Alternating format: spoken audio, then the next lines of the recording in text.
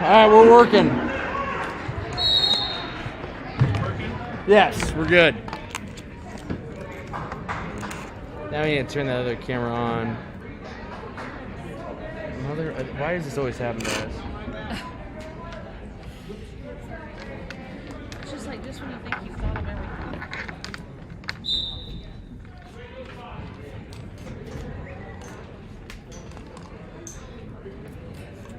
We learned of something else to check, right? Okay. Where's Aaron at? Because I don't know how this camera starts.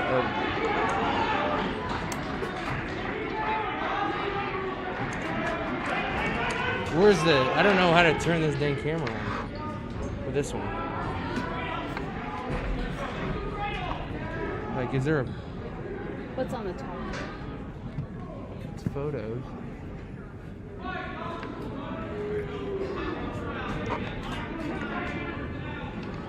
What does this do, right?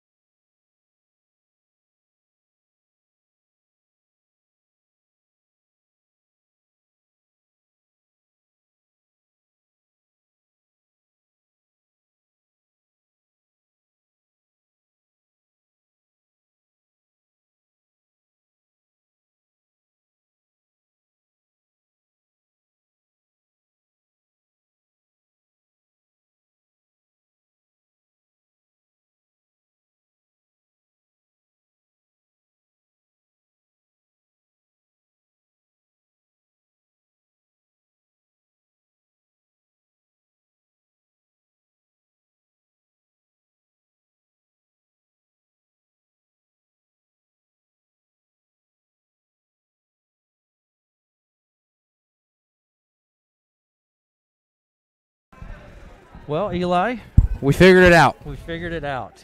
So, to everyone watching, we appreciate it. Now, Eli, so best laid plans, right? Yes. So, what we have going on, we were here a couple hours early. Yep, we were. Streaming is a challenging thing, so thanks to everyone for watching, but we're up and running now.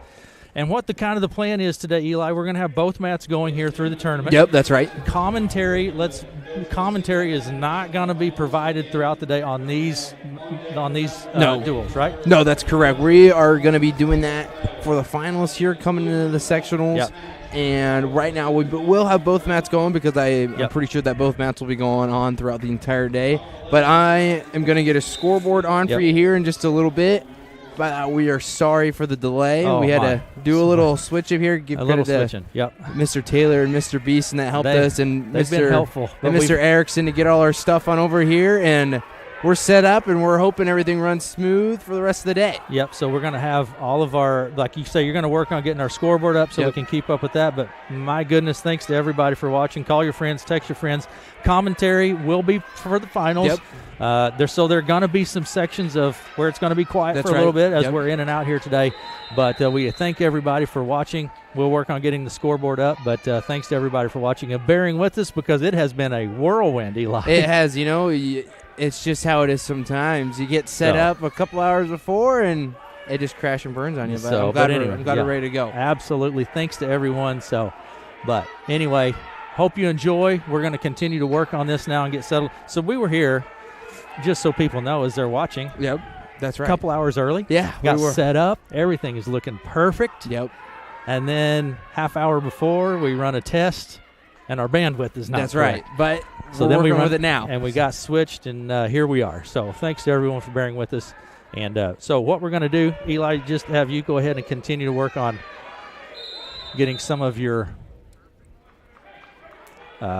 scoreboards up there so people know what's going on. So, all right, we're going to step away for a minute and continue to get settled in here, but we're going to be here for the rest of the afternoon. That's now. right. We'll be here till it concludes. So. All right, so let's work on those scoreboards, and thanks to folks for watching. Call your friends, text your friends, let them know they can watch it here, and then we're going to have commentary. We're going to be on live.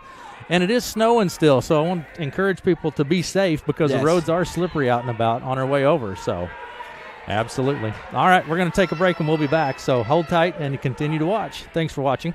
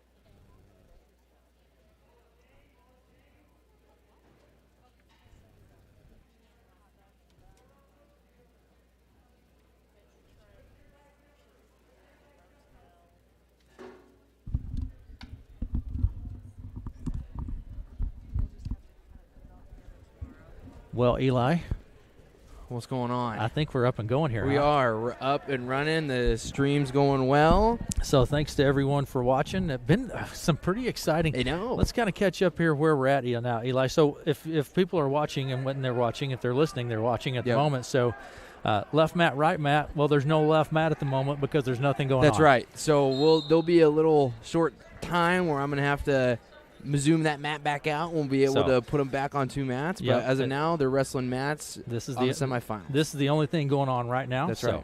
It's at 1 mat, so that's what you're watching. And boy, some pretty exciting wrestling. A lot of people here. Eli. There's a lot of people here, and that's it's just the nature of the sport. You usually get a lot of people that show out for something like this, and there's nothing like the road to Wells Fargo for wrestling. It's by far, I think, one of the toughest sports to be able to get to the state tournament too, especially in the lower classes. You got to get through 2 signs of the postseason and some big tournaments, and then you're there. Sectionals today. Yep. And we are in Glenwood. That's right. And thanks to all the fine folks here at Glenwood, Eli, as people probably know, is kind of a whirlwind of a start here. So, But thanks for watching. We'll have full commentary here as we move along through the day and we get into the finals.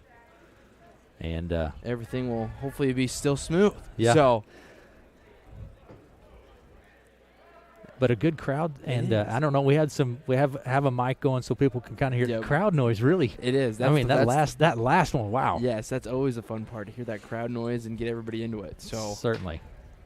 Now, are there any particular matchups that you're looking forward to today, Eli? And I think if I'm correct, I haven't seen any of the brackets yet here, but there's a little switch up here that was rumors hearing about having that happen. And it did happen. I'm pretty sure. And Cole Rittenauer did go down to 182. He was at 195 the whole season and did weigh in at 82 at the Hawkeye 10, and now is wrestling 182. I think that would be a good matchup with Mitch Mayberry and Cole Rittenauer after their semifinals matches. I definitely see those two being into the finals. And then, I think always C.J. Carter and Jackson Kinsella, another ranked matchup there that you'll definitely probably see in the finals in this sectional. So definitely at 182 and 195 are both the matches we watching there. I'm looking forward to Dawson Bond today at 145. That's right. So Hawkeye 10 champ at 145 last weekend. And very dominant performance in that. Dawson will be in action here today, so it should be fun. A lot of people. It is. So you can watch from anywhere. And like I said, when the second mat gets fired back up, we'll have that going. It's going to be fast and furious, too. So it moves fast. It is. It moves fast. It is. It moves by very fast. And, with some teams, it's 8-man brackets. Some have 6. At the most, you can have 6. There's only 6 teams here. Some only having 4. Some only having sometimes even 3. So it's going to be quick. All right, and you'll kind of keep up with our scoreboard as we go along here. Yes, and, the best I can with that. So, and when if you see the scoreboard, we want to mention too, Eli, our streaming sponsors that make this whole thing possible, and thanks to them, Farm Credit Services America, Creston Hy-Vee, thanks to them, the Green Tree Company, and Nelson Boylan Lorette Funeral Chapel make our streaming here possible this afternoon.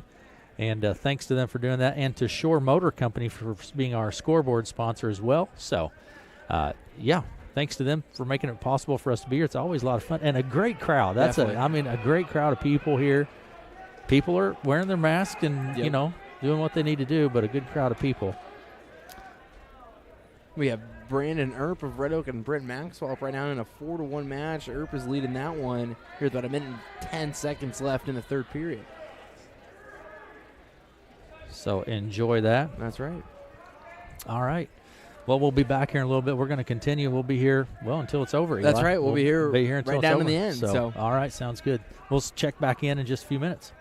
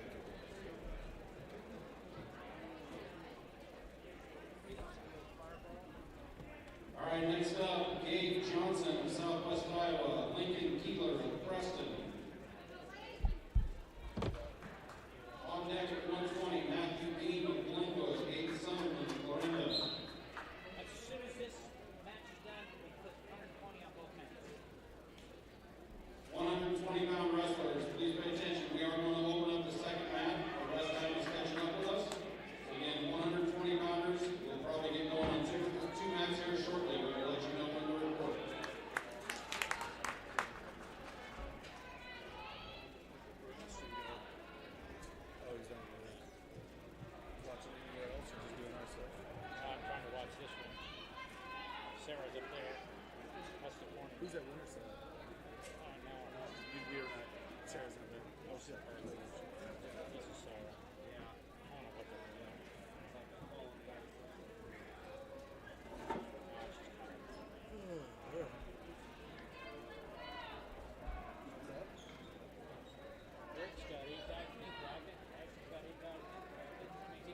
guys. He's going. Yeah, he's got 8. So he can get second, you get 5th place. Pretty easy. So, get first. Or first. One kid. Really? You could also have buddy.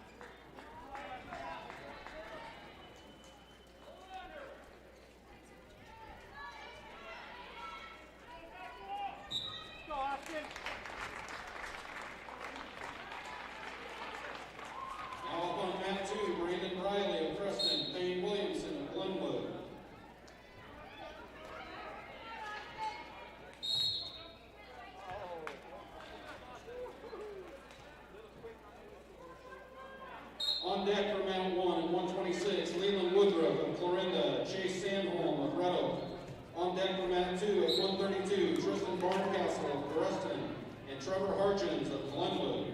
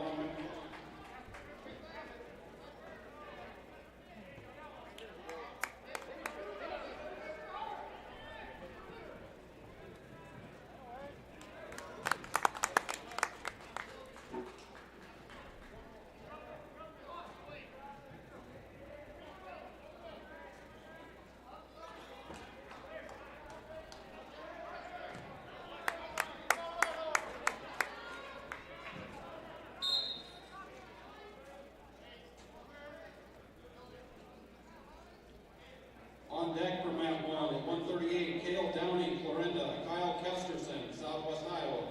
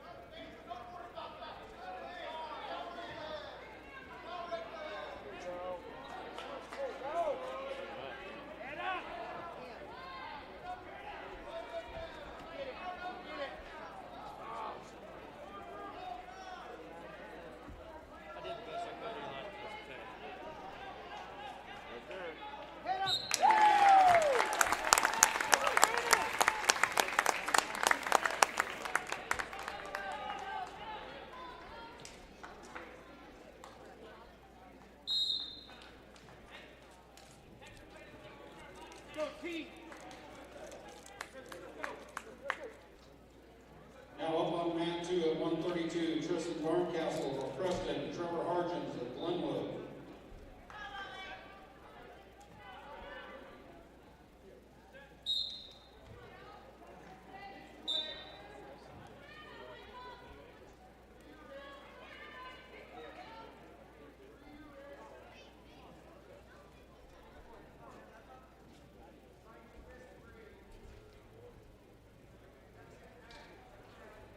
On deck now from mat 2 at 138, Kellen Scott of Glenwood. Garrett Mercer of Preston on deck at mat 2.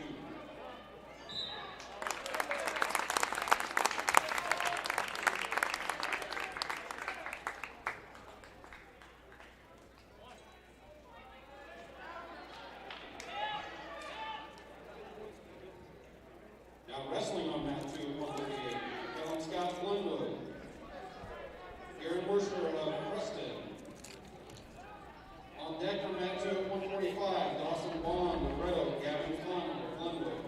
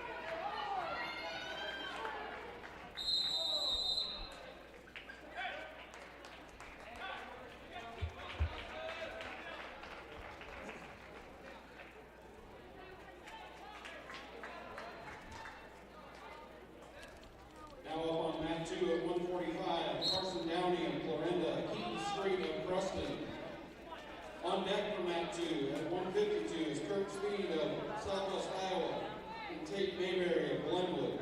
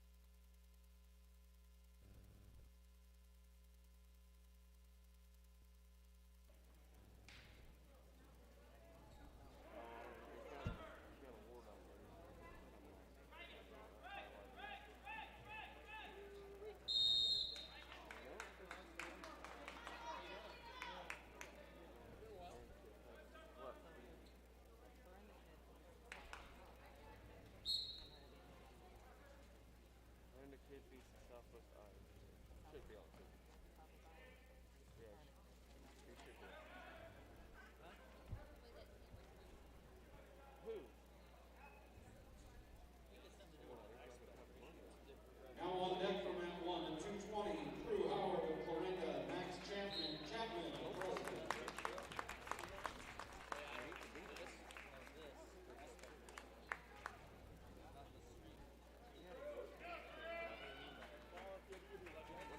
All right, now up on Mat 1 at 220, Drew Howard, Clarinda, Max Chapman, Preston. You're up on Mat 1.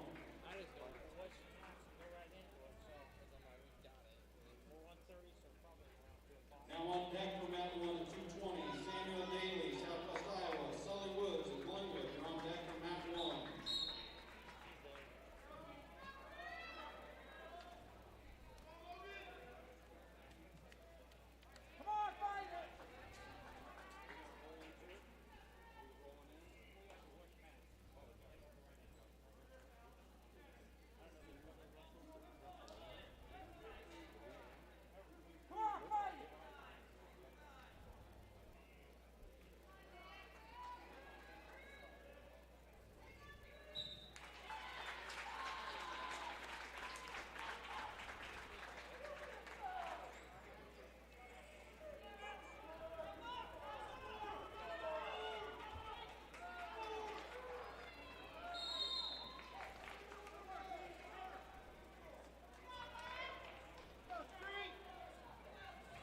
Now up on Mat 1 at 220, Samuel Daly, Southwest Iowa, Sully Woods of Glenwood. On deck for Mat 1 at 285, Logan Green of Clarinda, Trent Patton of Glenwood. On deck, Mat 1.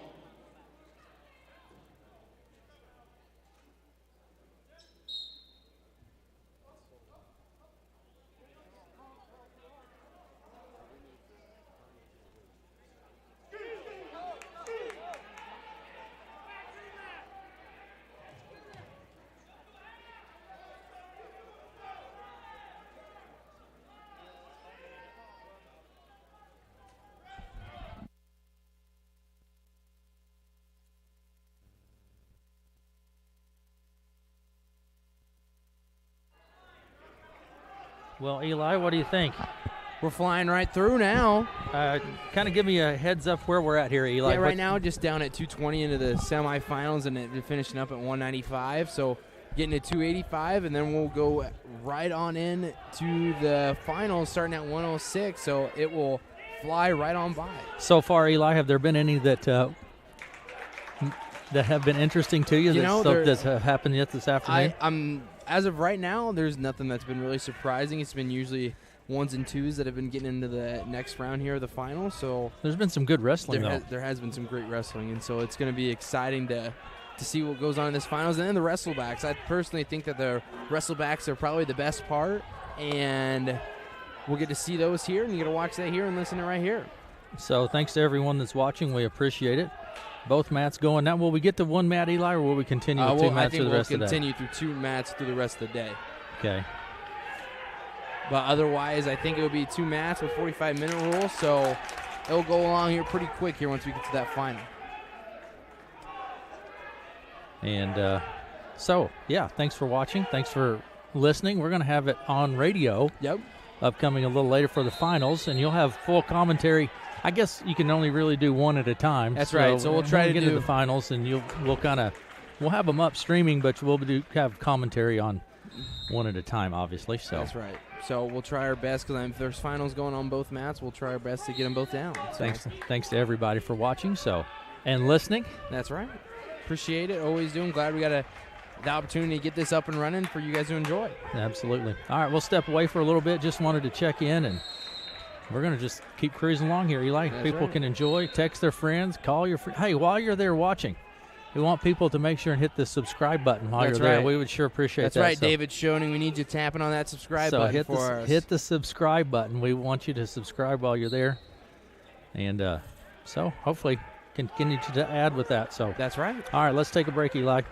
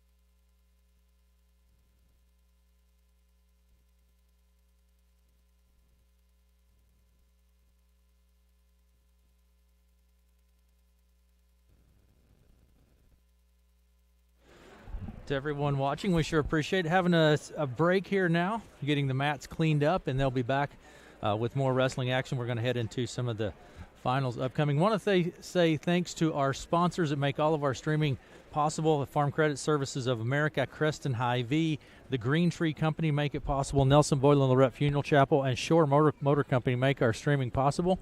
Thanks to the fine folks here at the Glenwood Community School District for hosting us.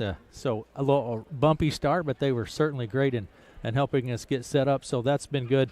And we're going to have the finals on radio as well. So we're streaming exclusively here on our YouTube channel today, but our finals will be on the radio as well, so you can listen to the play-by-play, and of course that'll be here as well. We want to say thanks to everyone for watching, kind of trying some new things, some new technology here today and working on it. So thanks to everyone for watching. We sure appreciate it. And we're going to have a bit of a break here. Wrestling has paused at the moment, so we're cleaning up some mats and some of those things, and we're going to be back with the finals and play-by-play, all of that upcoming in just a few minutes. But thanks to everyone for watching. We sure appreciate it.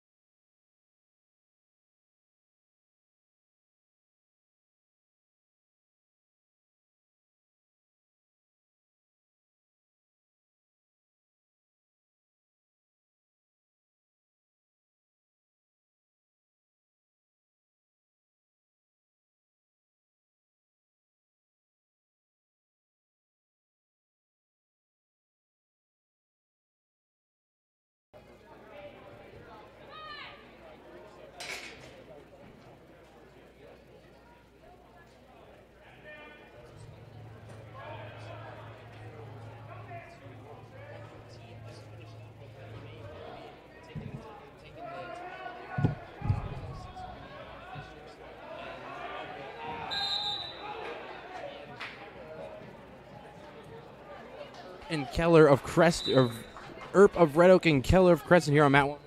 Mat 2 is going to be that third place match that you're seeing in the corner on your screen here if you're watching on the live stream. And on Mat 1, we have our finals match. I'll give you a little rundown real quick of what's happened so far. At 106, you had Vinny Mayberry, who defeated Whip of Clorinda, and he will go on to districts as the first place, and Whip will wrestle Edelman of South Sydney for the wrestle back. We'll have here, like I said, back on Mat 1, we have Earp and Keller of Crescent. Earp right now, it's tied up 2-2. Sitting right here, they're Earp looking just in an awkward position right now. Keller looks to be on top here. We've got a leg locked in. Coming in with a wrist over. He's keeping pressure down here. Looks like there's going to be a stalemate here. There's going to be about 25 seconds left here in the first period, and there's going to be your stalemate. And they'll go back to center mat here. Earp and Keller, Crescent. Earp 27-8 on the season so far. Lincoln Keller 20-10, a freshman versus sophomore here. Still tied up at 2-2 apiece in the first period. Again here, Keller looks to be able to throw in the legs over on top. 7 seconds left here in the first. He's going to get a couple swipes there right before the period's going to end. A great job right there by Keller. Coming over top with it. Gets himself locked up. Has the head with the half. Sinks himself back. Gets a couple swipes. And right there, he takes the lead 5-2. Back here at center circle now. Into the second period, there's a shot attempt coming from Earp going to that left side leg. Comes back over both with a body whizzer and a whizzer over top. Right there, Lincoln's got himself with a headlock, but then Earp comes right back over top. Both had each other almost in a headlock sort of thing. Comes right back on top, and Earp's able to get a takedown and take this thing 5-4. Over on the left mat, too, you have a 4-2 match here so far, but right back here on Mat 1, Earp had him locked up in a cradle, but Keller's able to roll through, gets himself too far, and he's got himself hinged in pretty well right there. And there's going to be, I think, a potentially dangerous call on the part of Keller. They're going to give 2 back to Green. They'll make it 7-6, and then so that's going to tie it up. They're going to call potentially dangerous. They say that he did not have the arm when he had the head, but it looks so that he had a roll through on that. But right here, yeah, Earp, orthodox style wrestler too, just like covering his brother Jonathan last season. Very unorthodox style wrestler, and seems to be that he just follows right in his footsteps on that. So we're going to have a caution here on Keller. 7-7.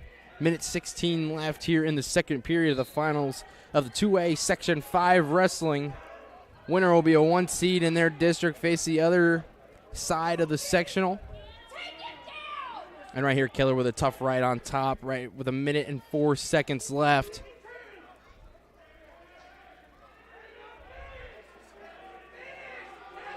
Seven here, still tied up. 50 seconds left. Keller with a tough right. He's got a half and an arm. Switching sides onto it. He's rolling in wrist, bringing him in tough. He's coming back over on the other side. Need to get Earp flat. And right there, Keller finds a way to get Earp flat. Keller posts that arm back down on his back. Earp hanging his head down low. He's got to bring that head up. Got to find a way to build back up a base. And here comes a crucifixion attempt coming from Keller with a 7-7 match. 25 seconds left in the second. And right here, he's got himself a cow catcher. Turns it into a cow catcher. There's going to be more swipes here coming from Keller. And there's going to be 3 back here so far with 10 seconds left. And there's going to be the fall. Right there for Keller of Creston. We'll be moving on. And we'll see if there's going to be a wrestle back. And that will bring Earp down. So if Earp with that loss there, if Maxwell wins, there will be no wrestle back. But if Johnson wins, there will be a wrestle back to head back to districts. So yet again, we got to stop it simultaneously. So we're going to keep rolling here. We'll go back down to the other mat with Maxwell and Johnson, 8-3. And there's going to be a takedown there coming from Johnson, 10-3 right now with 1:23 left. Here in the third period, keeping tough pressure right on top, down towards. Starting to wrestle on his toes here now with 1:10 seconds left. Maxwell comes up back to his base. Johnson still keeping that pressure forward. Like I said, up 10-3. We'll go on to our next finals match here. They're wrestling them simultaneously. We'll try our best. We're going to keep that little camera focused on that backside third place match, but when we get a chance to zoom in over there, we will. And thanks to our streaming sponsors here, our Farm Credit Service of America, Creston of Hy-Vee, the Green Tree Company, Nelson Boulevard Funeral Chapel, and Shore Motor Company for today's live stream. And our next finals match will be at 120 here. It's going to be Matthew Beam of Glenwood and Austin Evans of Creston, both freshmen here. Beam have only wrestled 18 matches so far in the season, and Evans 34-9 just as a freshman here. Both freshmen. Beam, I remember covering his match too. Very, very talented wrestler here when he wrestled Wink. There's a nice takedown back on the other side from Johnson. Looks like he's going to wrap that one off, and he's going to find a way to get a wrestle back versus Earp of Red Oak.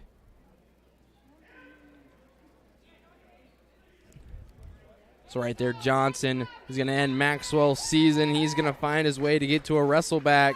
Earp versus Johnson, that'll be a wrestle back at 113. And we'll find our way moving over into 120.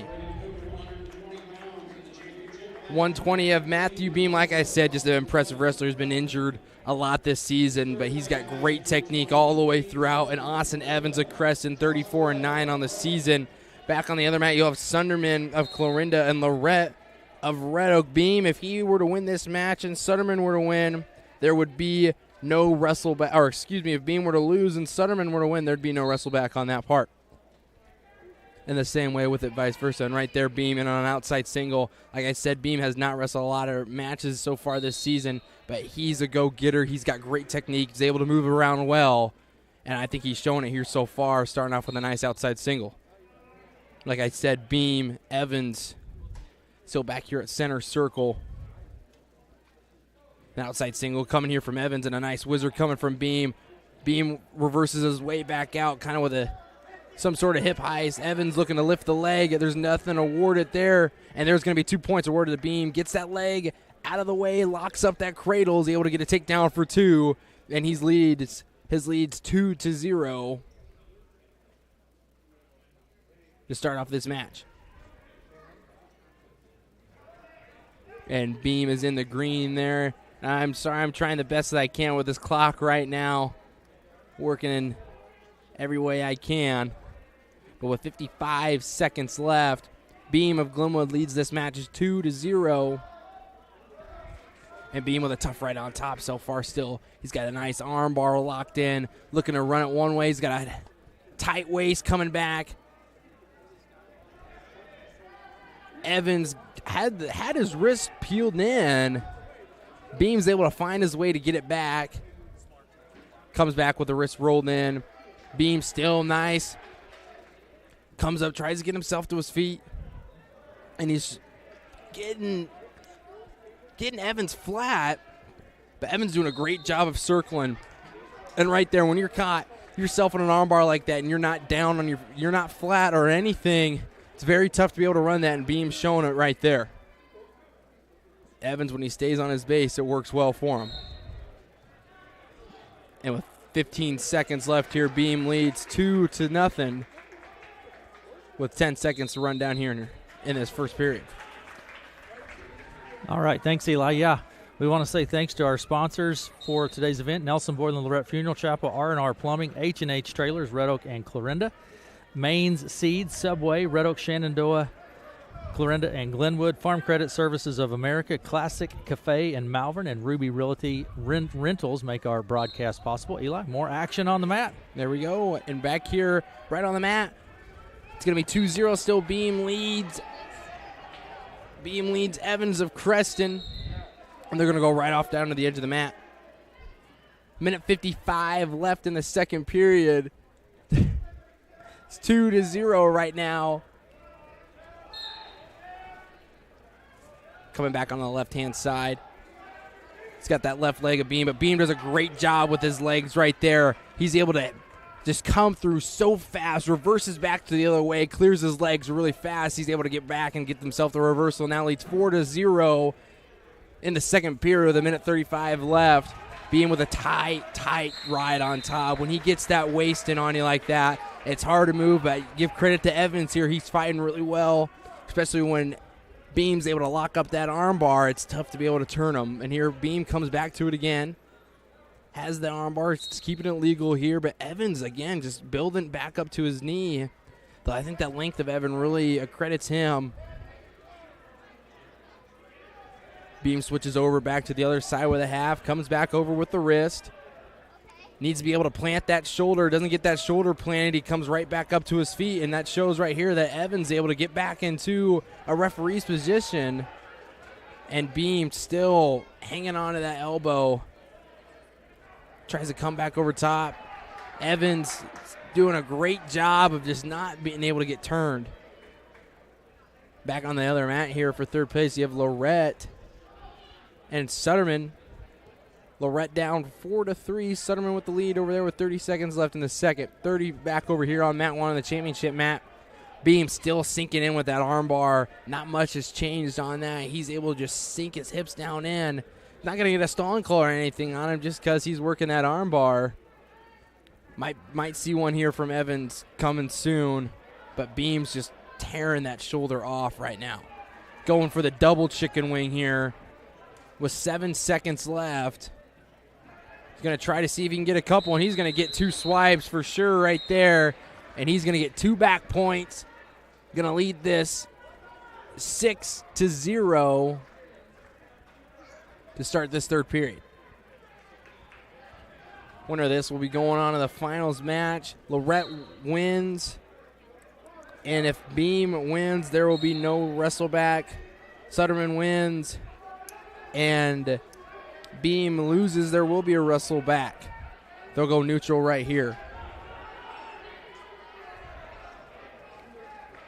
And they'll go out right there. It's back to staying on neutral with 46 seconds left. Here in the third period, Beam looks to be in a lot of control of this one here. Doing a great job of keeping pressure forward constantly. He's always on the attack. Rode out right there. A nice throw by coming from Beam. Evans comes in with the long arms and shoots really long, far ways away. Beam just comes over, throws the arms through, and's got Evans pretty stuck on his back here so far. But Evans has been a fighter. Not much has happened in those second periods just solely because Evans is staying off his back. And yet again right here, it looks like Evans is going to find a way to stay off his back. Beam's got 3 more back points coming along. So he'll lead this 11-0 with a minute 5 seconds left here in the third period.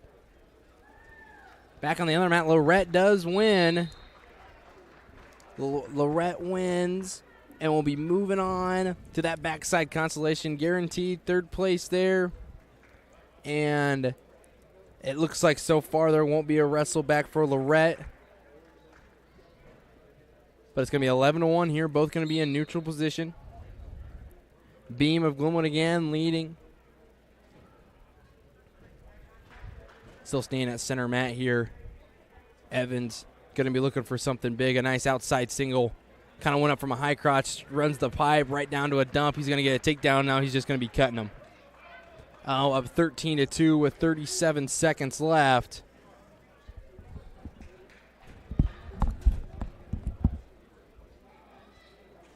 Evans comes in inside on a shot.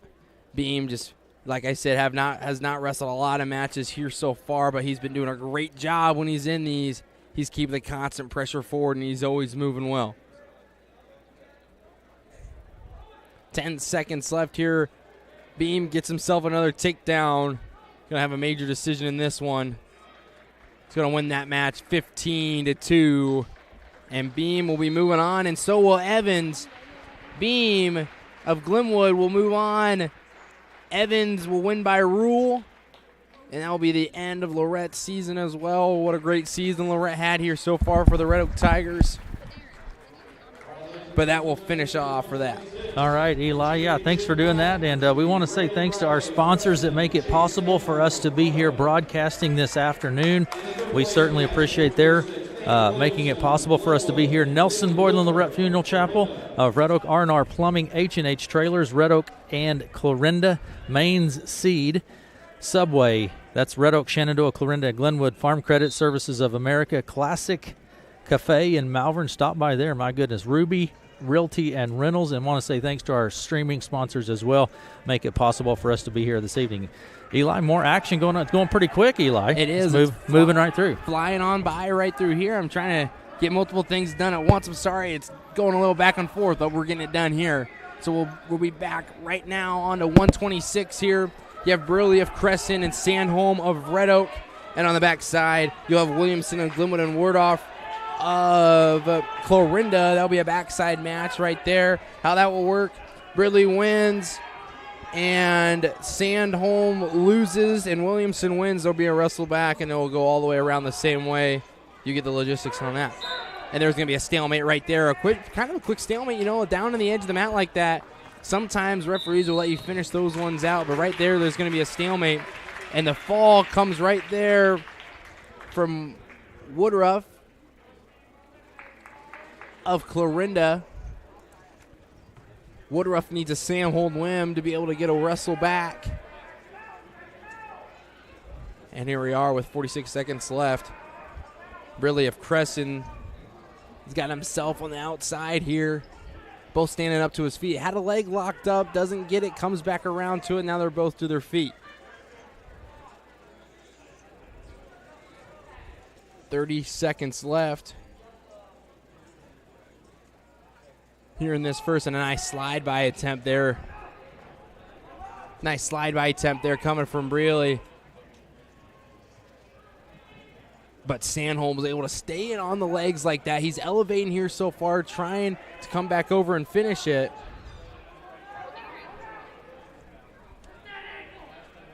And Sandholm, it looks like it's going to be another stalemate call here. Nothing happening. That's going to be the period's going to run out on that. It's going to be 0-0 right there. Sandholm was in on some legs like that, but then comes back around. Comes back up to his feet. They're going to have nothing awarded there. It's going to be 0-0. Heading into the second period now.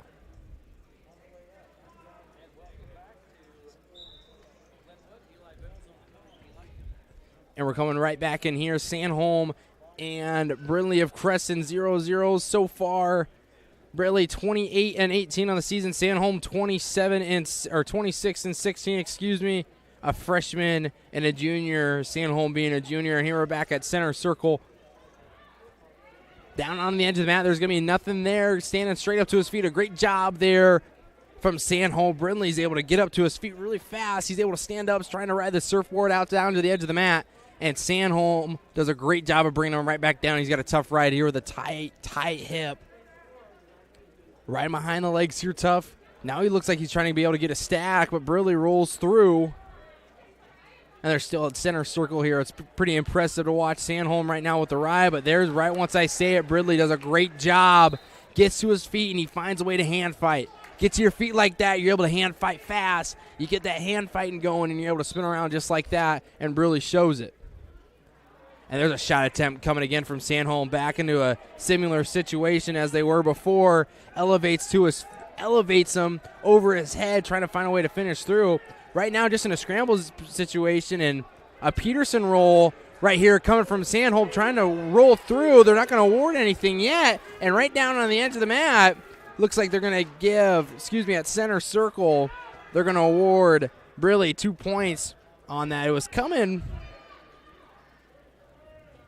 It was right there, right down towards center circle, as we were saying. He came up, had a Peterson roll, was rolling through, and right then, Briley's able to find his way on top. Not a lot of momentum from Sandholm to roll through that. Briley up 3-0 of Creston. Winner will move on to districts, be a 1 seed for their side. Loser of this, if Sandholm were to lose this, there'd be no wrestle back. Briley were to lose, there would be a wrestle back. With 10 seconds left here, 3-0 Briley of Creston. Gets to his feet, that'd be huge here. With 6 seconds left, especially, he's able to find his way to get an escape. He'd be his choice in the third period. 6 seconds left. This is crucial right here for Sandholm. And right off the whistle here, another roll through attempt, trying to find his way to hip over with 2 seconds left, and they're not going to award anything. Well, they're going to award him 1. That's interesting right there. The referee sees that he's able to create separation, and that's big, big for Sandholm right there to get that 1-point escape heading into the third period. Now only down a takedown. And again, he's going to have that leg here. He's going to have a 5-second count to hold that leg back before it's going to be a stall. And I think it should be about 5 seconds for that leg. He lets it go right there. He's able to get through on that. Briley with a tough ride on top, trying to find his way to ride this one out with a 3-1 lead with 1:37 left. Winners on to districts, and another Peterson looking to come from Sandholm. Had himself set up just like that. Sit down to his butt to be able to find a way to roll through. But Briley does a great job of just keeping the hips back. Once he keeps his hips back like that, he's able to find a way to just keep constant pressure forward. Like I said, 3-1 lead. 1:20 left. A sit out yet again coming from Sandholm, but Briley does a great job, especially when people like that are sitting out on you. If you're sitting out, Briley does the perfect thing and just sits right with them. Just comes up, keeps the chin right underneath right by his shoulder. Could get a suck back here, but Briley, yet again, a tough ride coming here as he leads this one 3-1 with 55 seconds left. And again, if Sandholm wins this one, there will be a wrestle back. Briley wins this one, there will not. And again, with 40 seconds left, Briley is doing a great job. It's just been pressure constant forward on Sandholm here. Has not even given him a chance to be able to even get to his feet. Right here on the edge of the mat. And that's going to be a stall call on Briley. That's the reason why they call that a stall call is because he's just hanging behind the hips. If you're not moving side to side and you're just hanging on the hips, they're going to give the guy in control a stall call, and that's what the referee did right there. And then yet again, another hip over attempt coming from Sandholm. And look right there, Evans able to catch him as through the roll through. Looks to be able to get a swipe. Doesn't get anything from it. 16 seconds left. 3-1 here. Trying to find his way to get up to his feet. Needs something fast. Needs a quick roll through with 6 seconds left. A Sandholm Briley just needs to ride this one out. And it looks like Briley is going to ride this one out. And will find his way into districts here next week. And Sandholm will not have a wrestle back, and Sandholm by rule will move on. And as I mean, what it means by rule is that if you beat that wrestler previous and they end up winning that wrestle back, there will be no wrestle back. And I'll give it on here to Aaron. All of your fine play-by-play commentary there, so certainly appreciate that. Nelson Boyd, Lorette Funeral Chapel, R&R Plumbing, H&H Trailers, Red Oak and Clarinda, main seed. Make it possible for us to be here at Red Oak. Subway, Red Oak, Shenandoah, Clarinda, Glenwood, Farm Credit Services of America, Classic Cafe, and Malvern, and Ruby Realty are our sponsors for here on our broadcast this evening. I want to say thanks to our streaming. You can watch this online, Eli. That's you know right. That, right? Right online here. Watching it on our KCSI YouTube page. Just subscribe while you're there, please. Be able to get us to be able to do more things. Who do we have up now, Eli? Right now we have Barncastle of Creston, and we have Meyer of Clarinda, and back on the wrestleback you have Hargens of Glenwood and Laughlin of Shenandoah. Barncastle, a 31-7 junior. Meyer, 24-20 junior. And right on top here, Barncastle has a quick takedown here, and now he's up 2-0 to start things off. Barncastle was with a tight waist here, not much being able to find your way to get out of that one. With a crossface coming back over, coming out in front to get himself a butcher. And right there, just pure strength coming from Barncastle. And he's going to get a quick fall just like that. And that's just impressive coming from Barncastle. Comes just right over top, circles right back out around, gets that butcher. And, most of the times when you're on your knees like that, you're not able to get that turnover. And Barncastle just muscles him right on over. Breaks the hips down, is able to get the quick fall, and Barncastle will move on to districts. Mayer will come down to the wrestle back, and if right here we'll see Laughlin wins that, and there will be no wrestle back. Mayer by rule won that, and those two will be heading on at 132 over to districts next week. There you go. So we're moving on up here again, thanks to our sponsors this evening, and it moves along pretty quick, Eli, when we get going here. It does, right? Once we get going, it flies right on through here. Once we get into the finals, we'll see there might be a couple wrestlebacks, but that's the best part. Getting those wrestlebacks, finding your way to get a second chance to be able to move on to the next step. Who are we moving on to here in the who's coming up here? Right here, we'll be at 138. We're going to have Downey of Clarinda and Rooster of Creston. I'm pretty sure these two saw each other, the Hawkeye 10s.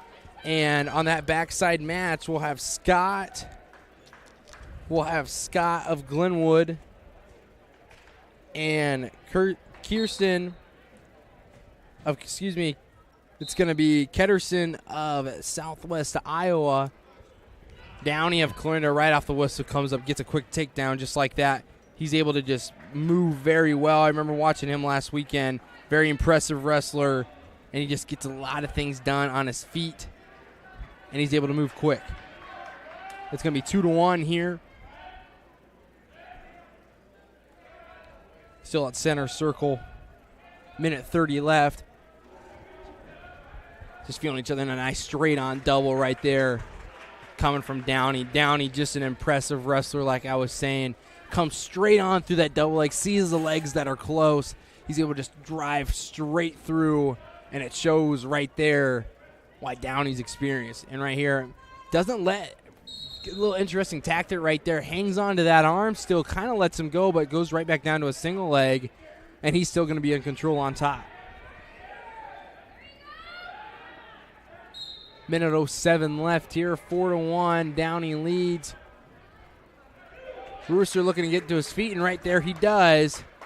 Now with 57 seconds left, 4-2, Downey of Clarinda, and a nice high C attempt coming from Rooster, but he shoots crossbody. When you shoot crossbody, he's coming through, and Downey does a great job just shoving the head, brings the leg back, shoves the head, and right here he's trying to look for two, but Rooster's got some strength on him as well, trying to bring a constant pressure here, trying to bring it forward, and there's going to be a stalemate call. Give credit to Rooster on that one, just trying to find a way to get a stalemate. Wooster.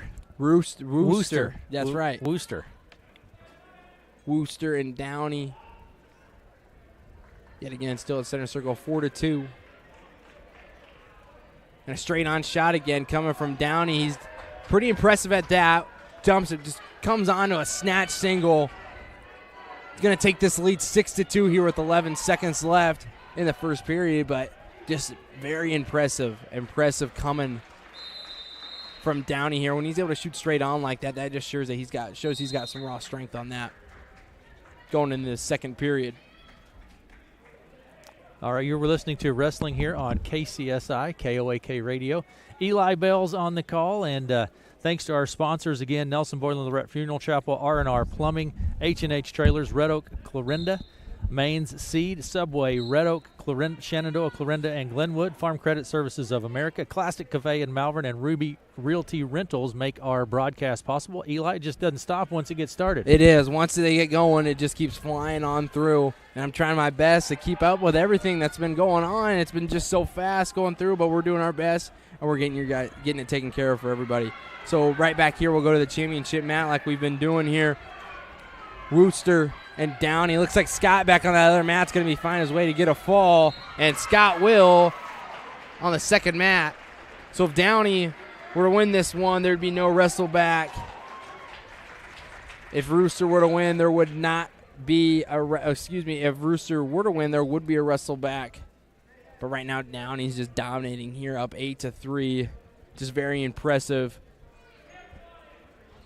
Yet again, it always goes to that tight waist, and he's got a tight waist set up here pretty good.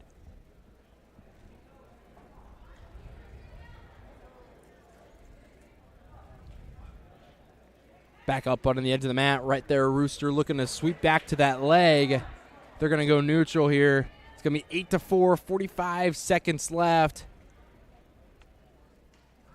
A high C attempt coming from Wooster, and Downey just does a great job of down blocking right there. Sees that it's kind of just a lazy high C attempt, maybe just a shot fake, and he just denies it right there, right at center circle. 27 seconds left. Wooster of Creston, Downey of Clarinda. Another shot attempt there coming from Rooster. Outside single coming from Downey. Downey with a great job, very dangerous from this position. He's been able to finish every single time. With short time left here, Wooster's just looking to hang on to this one, doesn't want to give anything up. With 2 seconds left, and there's going to be nothing awarded right there. Great job there from Wooster, knowing the time. But that outside single attempt coming from Downey has been working for him. He just runs the pipe, does the dump, and is able to put him right down on their butt. 8-4 here. A nice high C attempt coming from Wooster. Shoots with his head down. Downey takes that to advantage. When you shoot with your head down, Downey's going to make you pay, and he does right there. Now up 10-4 with 1:45 left here in this match. Looks like Downey can hang on to this one. He'll be moving on, and Rooster will be as well for Creston, both on the districts. But Wooster doing a great, Downey doing a great job of just keeping tough ride, and good job from Rooster there. He's able to come up, stand his way up. Downey finds himself just a little bit too high, and Rooster comes around. And again, the high C from Wooster has just been shooting with his head down, and nothing's been able to work for him on that. And Downey is just impressive with shoving that head down. He's looking for another 2 points. Feet to back is what Wooster needs here to be able to keep himself alive. And it looks like Downey's just trying to put some icing on the cake right here, now up 12-5 with 53 seconds left here in the third period. We're going to have plenty of exciting matches coming up for you. Of Dawson Bond of Red Oak up next at 1:45 with Keaton Street of Crescent. That's a rematch of the Hawkeye 10 finals.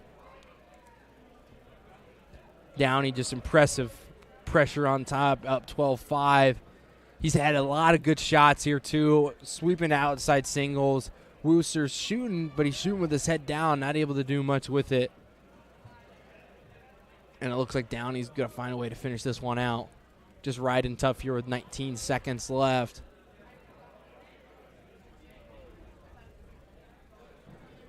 And that's going to do it here with 10 seconds unless something just crazy comes out of play. And right there, Downey of Clarinda is going to be moving on. All right, thanks, Eli. Yep, Downey of Clarinda over Wooster. And heading up to 1:45 now. This is Class 2A Sectionals, Section 5. And so thanks for joining us this evening. Now, again, Dawson Bond up now at 1:45 for Red Oak. Thanks to Eli Bells for all of his play-by-play. Nelson Boylan, Lorette Funeral Chapel, R&R Plumbing, H&H Trailers, Red Oak and Clarinda, Maine's Seed, Subway, Red Oak, and Shenandoah, Clarinda, Glenwood, Farm Credit Services of America, Classic Cafe Malvern, and Ruby Realty make our broadcast possible. Thanks to them. This should be a good one, Eli, don't you think? Yeah, it's definitely going to be a good one here. Another Hawkeye. It's going to be a Hawkeye 10 rematch. I remember watching him last week. Bond, he's just a dominant style wrestler. He goes for takedowns, goes for a lot.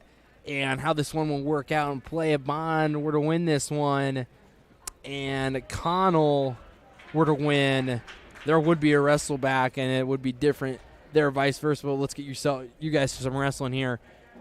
Right after the start of the whistle, there's a shot coming from Street, and then Bond with a reshot gets a little off balance. Bond finds his way back to his feet. Another shot attempt come from Street, really coming at Bond pretty hard, kind of looking at the pace. That's the pace, that Bond wrestles at, and Street's matching it right now. Street's bringing a lot of pressure coming up forward, and Bond's bringing it right back. And an outside single coming from Street with a long, lengthy style wrestler that he is. It's kind of hard to stop. But Bond right here with a front head in the arm. Street keeping his hand, putting the pressure back.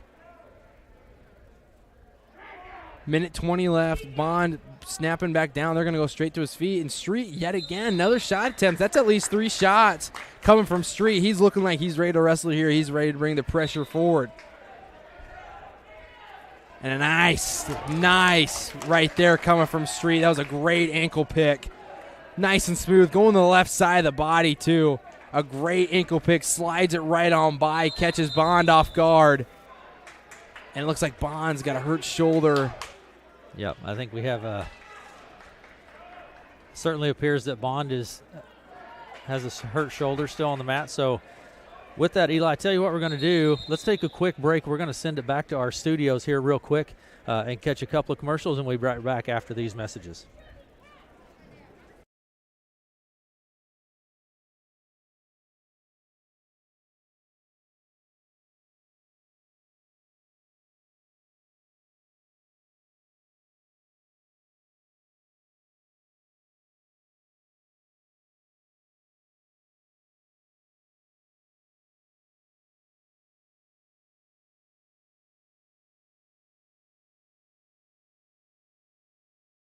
Here for sure, working on his shoulder. We're back down here where there's going to be 40 seconds left for injury time here for Bond. Street comes by with a nice ankle pick, and Bond just coming back, posts his arm down.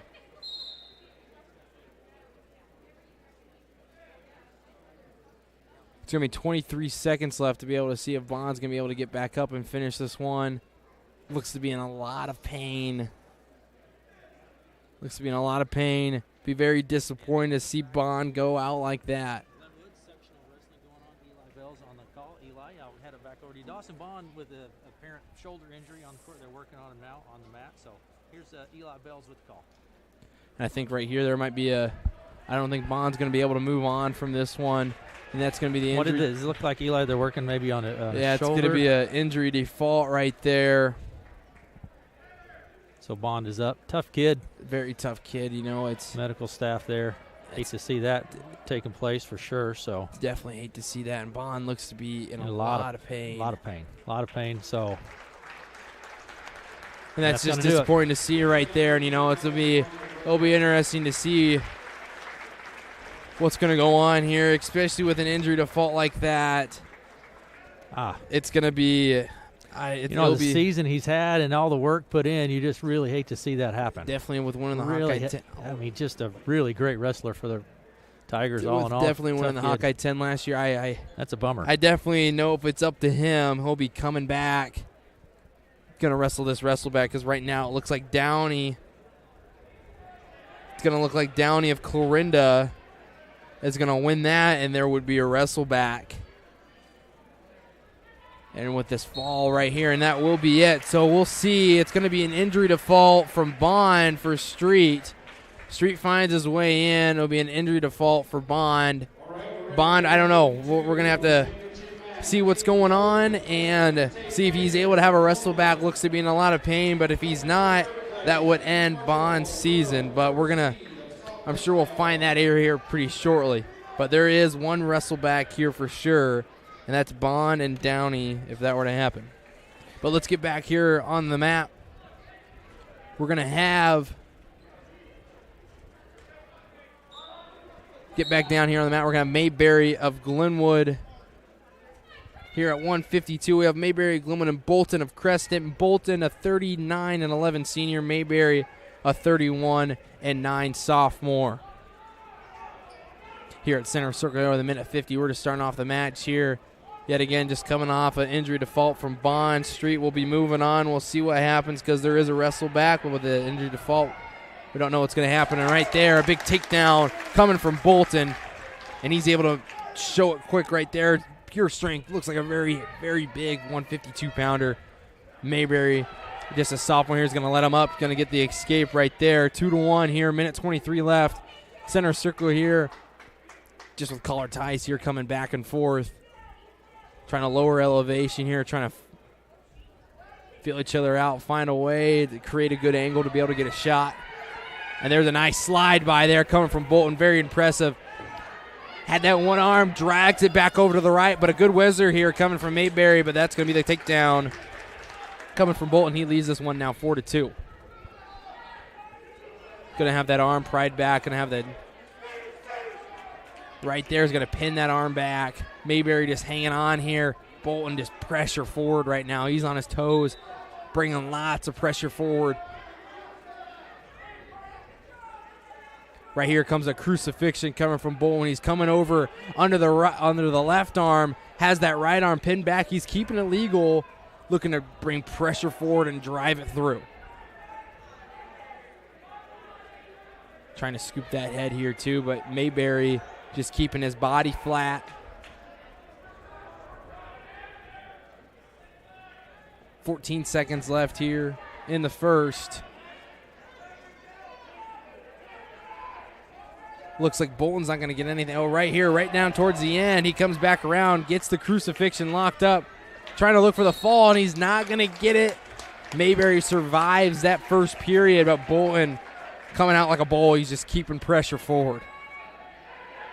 Always on the attack right there, and we'll go into the second period. How this will work is Mayberry were to lose this one and speed of Sydney were to win, Mayberry would move on. Be vice versa there for Bolton. There'd be a wrestle back if Mayberry were to win this one. And Archibald were to win and Bolton were to lose, there'd be no wrestle back by rule. 6-1 here back on the championship mat, and that's a quick escape coming from Mayberry, looking to try to be able to attack forward. Got to get some sort of offense going, but Bolton's just very powerful. He's able to create a lot of different angles. At a head down straight shot there coming from Bolton, but Mayberry's able to whip his way back around. Now this is a one possession, a takedown match, and Mayberry looking to lock up a cradle. He's got himself in good position for it. Bolton hanging on to the leg. Mayberry finds himself to be a little high. Mayberry's still in control, but he's got the cradle locked up. Looked like he's got to go for a suicide. He's going to be able to get it. He's got to roll through on it, but he's still in control. But Bolton coming, looks like he might be able to get two with a defensive pin, and there's the reversal right there coming from Bolton. Does a great job of keeping composure, making sure nothing happens, but there comes back Mayberry right here. There's going to be 3 points awarded. It's going to be it's going to be 11-4 with the reversal, now 11-5. But right there, great job from Bolton, keeping his composure. There was a cradle locked up right there from Mayberry, and Bolton just sunk his hips down, found the head, circled his way back around, was able to grab it, throws himself right back over, and finds himself on top. 11-5 here. 45 seconds left in the second period. Bolton of Crescent looking to find a sectional championship, and right there gets another takedown. Now up 13-5. And Archibald over on the other mat, we kind of got our roll throughs both on each other's side over there. A quick tilt there coming from Bolton. Nothing happens out of that one. And a tight armbar coming here from Bolton onto Mayberry, just sinking his hips down, finding pressure. Looks like Bolton's going to try to find his way to get a fall, and does right there. And Bolton of Crescent, with just an impressive match there coming on both sides, is able to find his way into districts. Mayberry will hop on down to that backside. If Speed were to win this one, there would be no wrestle back. If Archibald of Red Oak were to win, there would be a wrestle back. As of now, over on that mat, Speed leads 9-4, and I'll give it over to Aaron here. Yep, so we're having a break on that, Matt. I want to say thanks to all of our sponsors that make it possible for us to be here. Eli, so we're at we're headed to 160 next. Pretty serious injury, I would say, for Bond, and we'll have to wait and see. We haven't heard yet on his shoulder. At least, let's say this, a lot of pain. We don't know how serious it is. There's a lot of pain when he went off the mat. We'll keep an eye on that and bring more to you. For our sponsors, we really want to say thank you to our sponsors who make it possible for us to be here. Nelson Boyle and Lorette Funeral Home.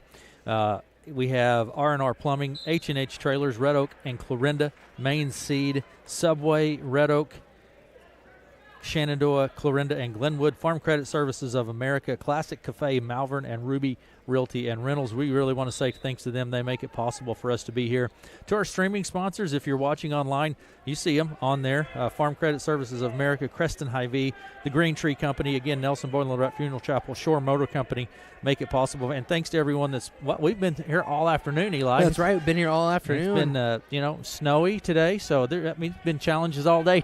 There has been, it's been. Someday we'll talk about it. Let's just say it's been different, yes. But anyway, we really want to say thanks to all of our sponsors that make it possible, and thanks to Eli for his commitment to and love of wrestling, because it obviously shows in your play-by-play, because it is a sport. A lot of technical stuff, Eli, that a person like me that's just been to a few meets and duels here and there, it gets by me. So, but thanks for doing that.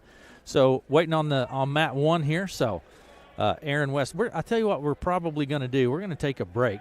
Yep. And we'll be back here in about a minute, and we'll be back. So we'll send it back to our central studios, and we'll be back after this.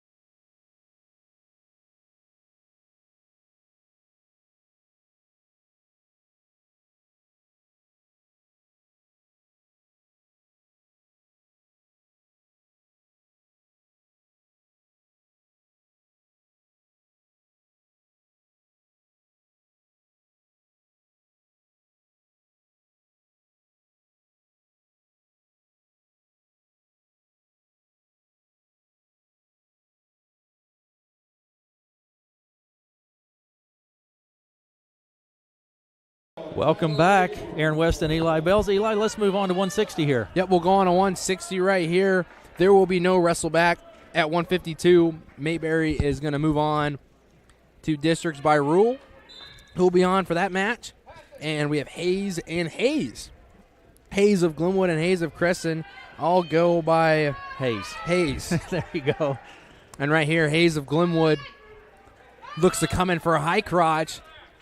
But right here is an over-unders coming from Hayes of Creston. They'll go back to center circle, and nothing happens on that. There's going to be a minute 25 left here. Excuse me, there's going to be a minute 15 here in just a second. Minute 15 left here in Hayes of Glenwood, Hayes of Creston. And a nice high C, a little touch and go coming from Hayes, but just the strength of Hayes of Creston was big. He looked to be able to come over and throw back over top. Looks for that lat drop. But Hayes does a great job of sinking his hips in, not letting the momentum keep going forward. That's going to be a takedown for Hayes of Glenwood. Up 2-0 to start this match off with 45 seconds left. Here in the first, Hayes of Glenwood, Hayes of Creston. 1 and 2 seed here in this sectional at 160. And a cradle from Hayes right down towards the edge, and they're going to call him out of bounds with 35 seconds left here on the clock. The Hayeses are going out of here to find themselves a sectional title. How this will work here, if Hayes is able to win this one and Riley were to win, there would be a wrestle back. It'd be different down the road, vice versa here. But right here, Hayes seems to be in control with 10 seconds left here. He's got an arm bar locked up here down on the edge of the mat. With 8 seconds left here, Hayes is looking to ride this one. They're going to go out of bounds with 5 seconds left here on the clock. Hayes leads this 2-0. You know what? And Hayes of Creston had that lat drop. He had that locked up here too. But Hayes of Glenwood's able to just sink his hips down and is able to just keep his pressure down forward, and nothing was able to happen out of that. And that would have been a big point right there for Hayes of Crescent if he was able to find a way to get an escape, because that'd be back to his choice. And right there's his choice. He'll defer. Hayes of Glenwood will choose bottom.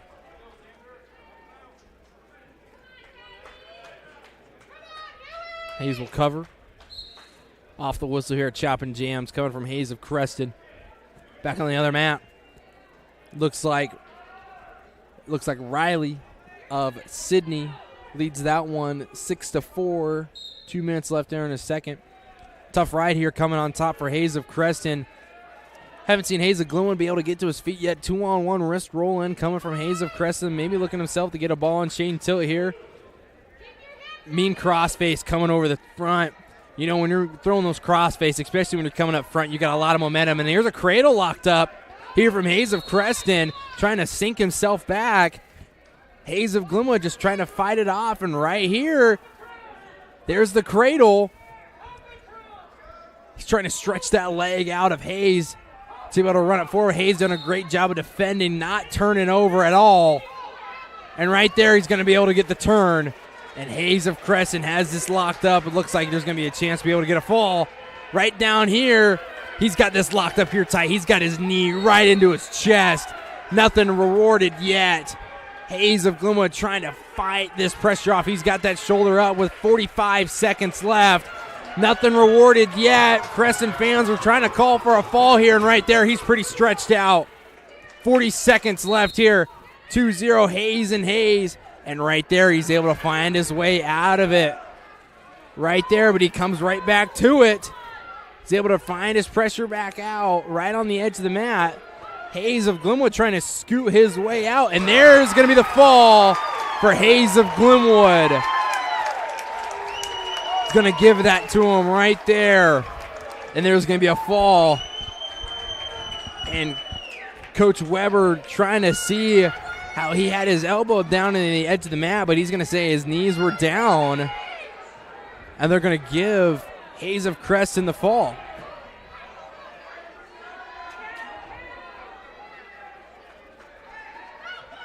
So, and there's going to be a fall there. There's a little quick discussion there with Coach Weber, and Hayes of Creston pulls off the upset, and he's going to be heading to districts, and Hayes of Glenwood just waiting here in the wings. It's a 6-9 match. It's going to be Rayborn of Clarinda leads the match right now, 6-9. If that were to happen, if Rayborn were to win this match, there would be a wrestleback. That'd be our second wrestleback of the day at 160. But we'll give it over to Aaron here to give a quick shout out to our sponsors. Absolutely. Thanks, Eli. Whew, I don't know if I can take much more of that, Eli. That was fast. That's exciting stuff right there. Okay, so to our sponsors, we want to say thank you to Nelson Boylan Lorette Funeral Chapel, R&R Plumbing, H&H Trailers, Red Oak and Clarinda, Main Seed, Subway, Red Oak, Shenandoah, Clarinda, and Glenwood Farm Credit Services of America, Classic Cafe in Malvern, Ruby Rental and Realty. Thanks to them for making our event here this evening. Sectional Wrestling's, we're in Glenwood, and thanks to those folks. You're listening to KCSI KOAK Red Oak 95.3 Villisca and Red Oak. Thanks to everyone for watching, because you can watch it online. Thanks for listening to us here on KCSI. We sure appreciate it. Go to our YouTube channel, search for KCSI KOAK or KCSI Radio, and like it while you're there, and you can watch it. We've been here all afternoon. You can go back and watch all of these. That's right. And but we are headed to where are we headed near next? We're going to be in a 170 here. 170 next, so I have a bit of a break moving on. So thanks to everyone that's listening. You can listen right here on 95.3, and we sure appreciate that. You go to our website, kcsifm.com, click the Listen Live tab. You can listen there. You can get our app. You can listen on your phone or our YouTube channel, KCSI Radio. You can watch it, and, well, there's same audio there that's here right now, so you can listen to it there and watch it there. While you're there, hit the subscribe button. We sure would appreciate that. All right, Eli, so Headed to 170 next. A bit of a break going here. What do you see over here on the other side? Down on the other mat here, just fine to be able to get a wrestle back. And right there, we'll get some names right here. It's going to be 3 for Riley of Sydney of Southwest Iowa, and he's going to get the fall right there. That means there's going to be no wrestle back for Hayes. So Riley will get that win, but by rule, Hayes will find his way into the district tournament. And we're going to be moving on right up here into 170. We're going to have Boldra of Glenwood and Dickerson of Shenandoah. And on the back mat here, we're going to have, it's going to be Brandon Norther of Clarinda and Street of Creston. But here on the championship mat, like I said, we have Boldra of Glenwood and Dickerson of Shenandoah. Boldra 27-13 on this, 28-13 on the season. Dickerson is 9-6. Not a lot of matches there for Dickerson, both juniors. And we'll go back here and still at center circle. Like I said, Boldra and Dickerson.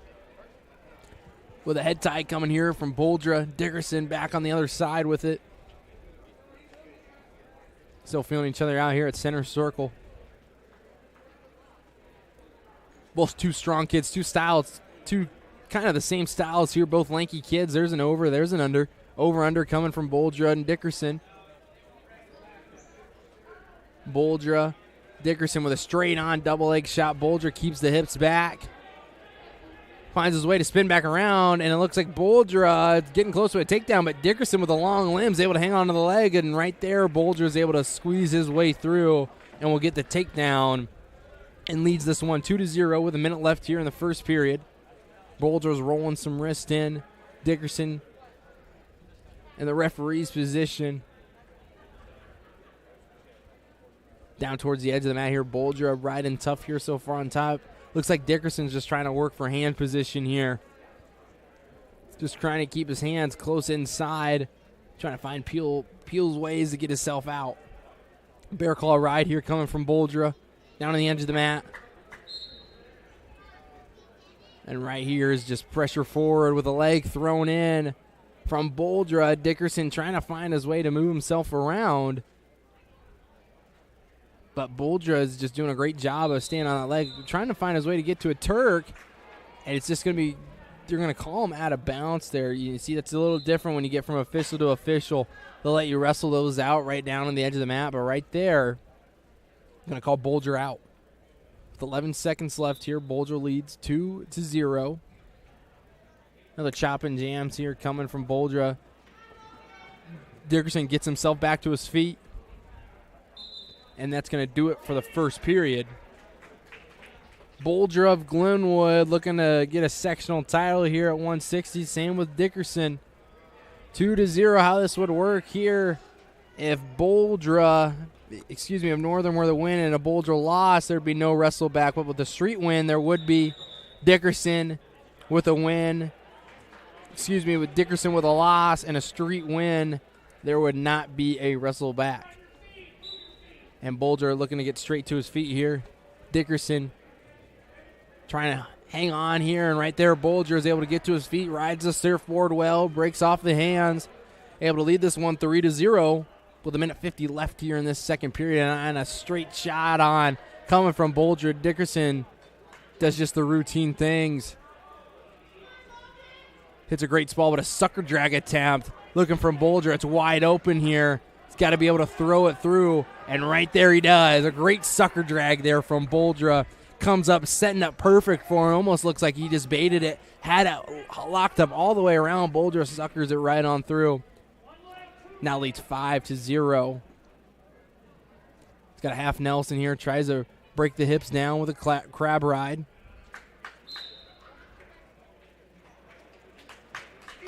Chop and jams here again coming from Boldra. Crab riding on that right leg. Comes back over top, looking and reaching over the head right here is a dangerous position to be in if you're Boldra, because Dickerson's got the higher head. Not going to reward anything yet, and there's going to be 2, and there's going to be 2 swipes, 2 as well. That's going to change the match. Going to get 2 and then 2. That brings it 4-5 with 30 seconds left. Boldra trying to, looks like he was crabbing his way down, but Dickerson reaches way back around the head, and they're going to give him 2 swipes.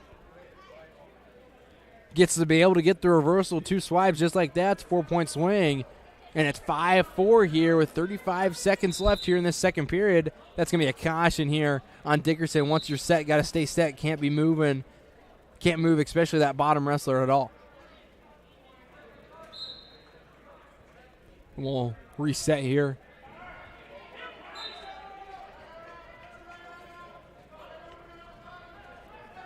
Dickerson and Boldra back up to his feet, and there's going to be an escape there coming from Boldra. Now leads this by a takedown, up 6-4. Ankle pick coming, and a great re-shot right there from Boldra. But the long lens with Dickerson, but a nice hip heist coming from Boldra right there. That was his technique, great technique right there. All he did was a great re-shot attempt coming through. Dickerson hanging on that leg. Boldra does a nice hip heist, flips the legs over, is able to come through, and the time's going to run out there. And Dickerson had himself with another roll through again, trying to catch Boldra. Nothing comes out of it. Over on the other mat, Street of Crescent's leading 10-1 over Northern of Clarinda. And we'll get things started back up here on the championship map. Minute 50 left here in the match. Boldra just trying to hang on to this 4-point lead here. Dickerson's shown some glimpse that he's got some funk on him. He's able to find some roll-through attempts. Trying to get a big move here. Catch him on his back. Just still standing here at center circle. Not a whole lot of action going on. And a straight-on shot, but he's deep. Straight-on shot coming from Dickerson. He's deep into it, but not great hips coming from Boldra. Stretching himself out. And right there, they're going to call a pretty quick stalemate on that one.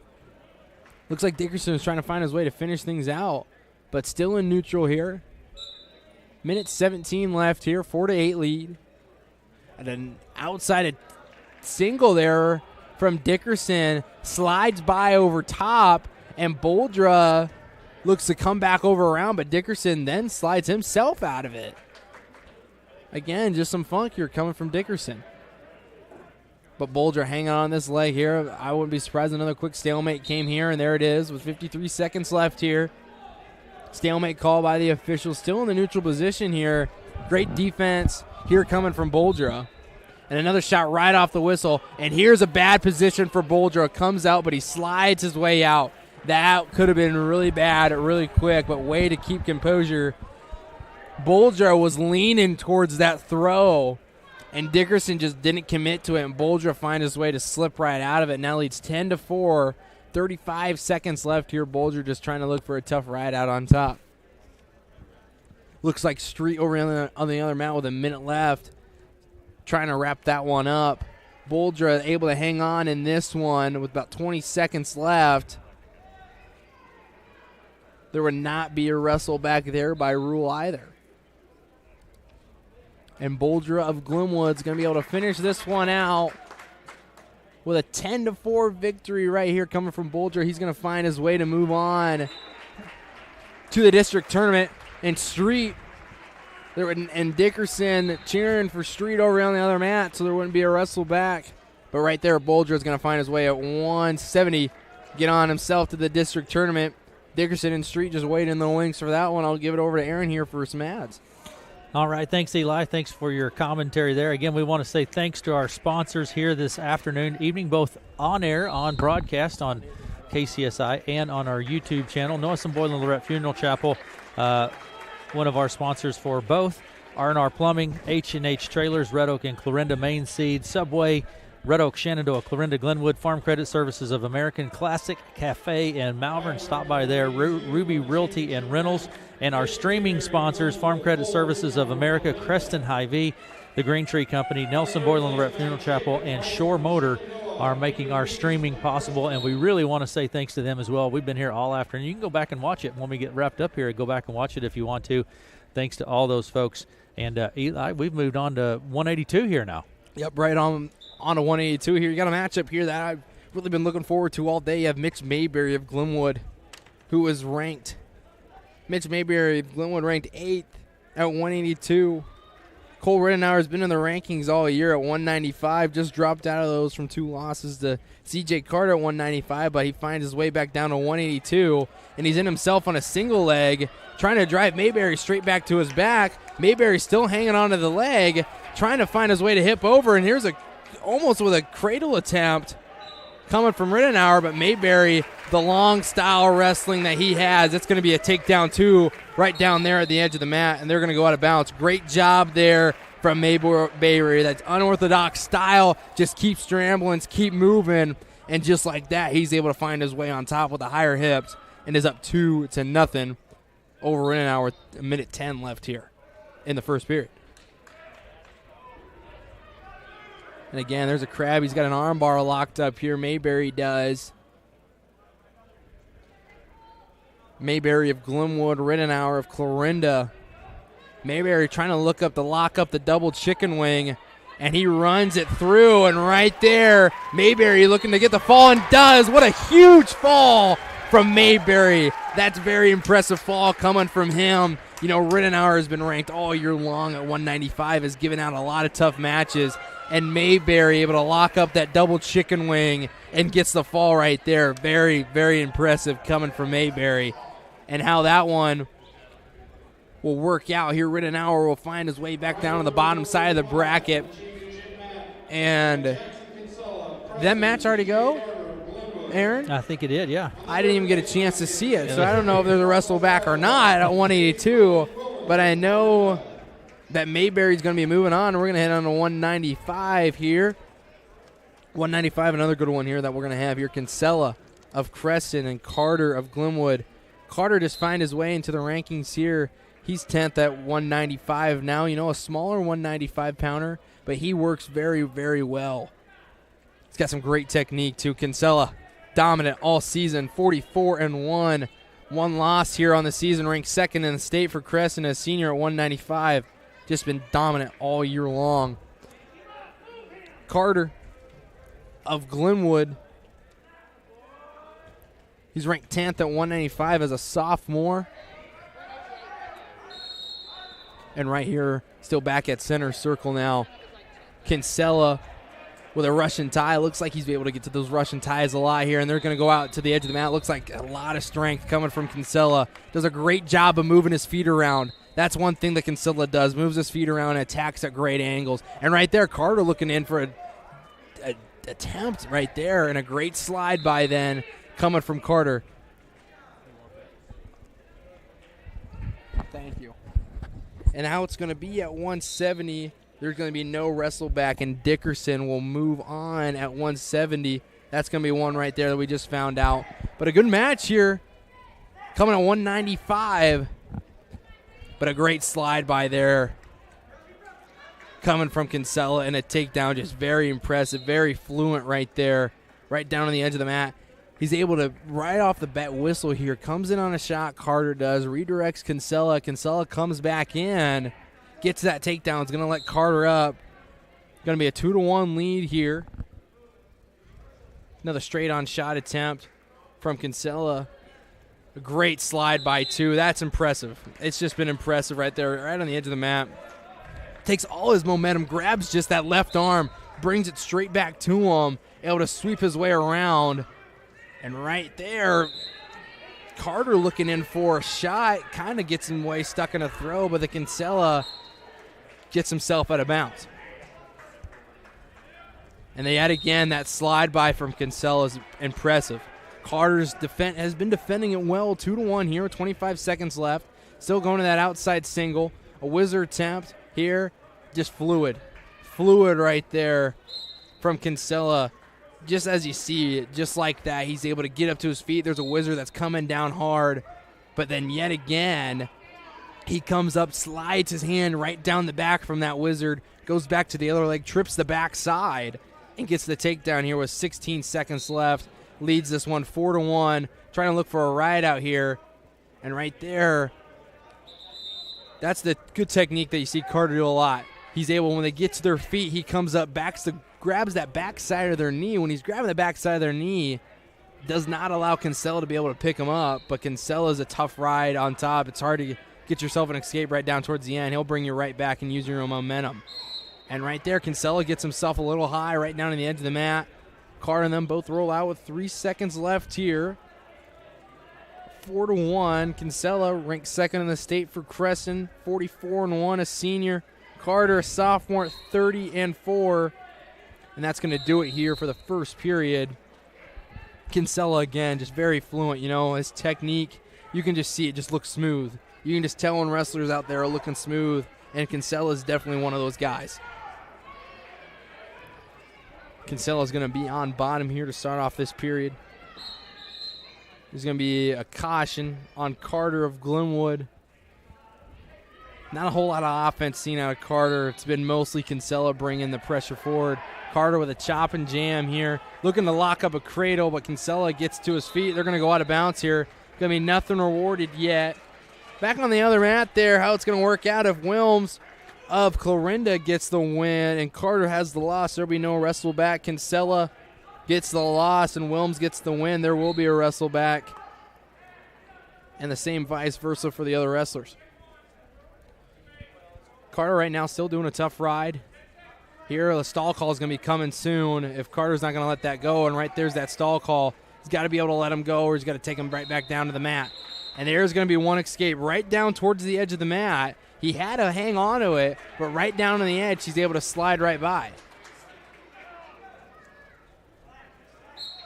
Get a little mix up there on the colors. Kinsella leads this one 5-1. Playing the edge right here, right now. Carter looks to be a wrestler trying to work on those sides, but Kinsella just fluent, like I've been saying. There's a drag by, and you know, right there, Carter tries to work on his offense, tries to get himself with a drag by, throws it by too much, and Kinsella just hangs right back down to the leg. Still nothing awarded yet, and there's going to be two. 7-1 here. He's going to cut him here. Now 7-2. Kinsella just shows dominance out there on the mat. Carter trying to find his offense, but his offense seems to be working for Kinsella as well because Kinsella's scoring a lot of points. And there's going to be a fall over on the other side. Looks like Wilms of Clarinda will win that one. That's Wilmus. Wilmus, excuse me. There's going to be 40 seconds left here back on the mat. On the championship mat, Kinsella leading 7-2 with 30 seconds left here in this second period. If Carter were to lose this one, there would be no wrestle back.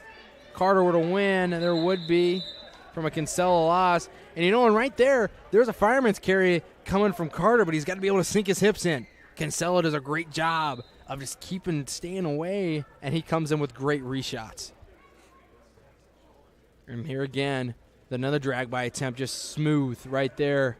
And here's a wizard attempt. Then he drops back down to the ankle, and there's going to be another takedown for Kinsella right there. And I think he's hit that same shot probably about 3 times.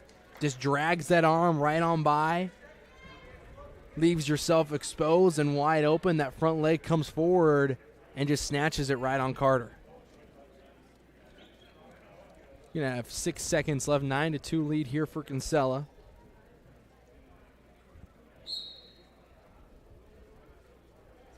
It looks like Kinsella's going to ride this one out here in the second period, and he does. Going into the third here, you know, Carter's putting up a good fight, trying to create some offense, but with a wrestler just as good as Kinsella is, it's very tough to be able to find offense, be able to get something rolling. Kinsella, UNK commit their stud Division II team over there, ranked second in the country. Almost their whole lineup, I'm pretty sure, is ranked over there, and Kinsella just could fit right into that. But Carter of Glenwood trying to find something to happen here. He's got to have something big. He's got to have something here quick. But Kinsella just still with the constant pressure here coming. And again here, still at center circle. Carter just trying to find some offense. 9-3 here. And there's an outside single attempt coming from Carter. Tries a body tries a body lock it up. Gets himself too high. Kinsella just brought himself up. And Carter found him on his hips. There's this long shot attempt coming from Kinsella. And look at that, right down to the edge of the mat. Keeps both toes in. Going to be able to get another takedown right there. It's going to be a reshot right there from Kinsella. And that slide by that's been coming from Kinsella has been dangerous. That's definitely his go-to shot that you can see. It's been all night here so far this afternoon with Kinsella, just with that slide by. And yet again, just pops that slide by up and drops down to 2 ankles. It's just been dominant wrestling before us. Now up 13-4. Probably going to cut Carter here again.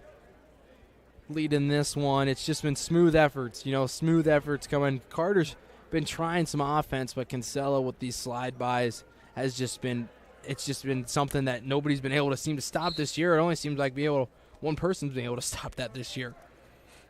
But right there yet again, picks that up, and that's what good wrestlers do right there. Always looking for falls, gets their points down, and he's going to get 2 more right there. Going to lead this one 13-4, and right there he picks it up, puts the half in as he's running it out of bounds. As he puts that half in, he has that leg. He's looking just for that momentum to put him right onto his back. 15-4 with a minute 05 left here in the third period. Seems to be a long match. It does. It does seem to be a long match here. Been out of bounds a lot with a minute left here. Kinsella looking to put this one out. Carter gets the escape.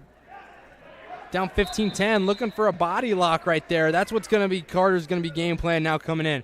Got to get inside of Kinsella. If he's going to be able to even withstand a chance to be able to get a feet to back, it's got to be some sort of throw. Got to be able to get himself inside. And Carter, straight on shot attempt, but there's that reshot from Kinsella. Smooth and fast. And I think he's had 3 or 4 takedowns right down towards the edge of the mat. It's been very impressive coming from there. When you're wrestling like that, someone comes to you inside like that, just slides his hand right down your back. He's able to pick that other ankle up, keep his toes in, he's able to get a takedown.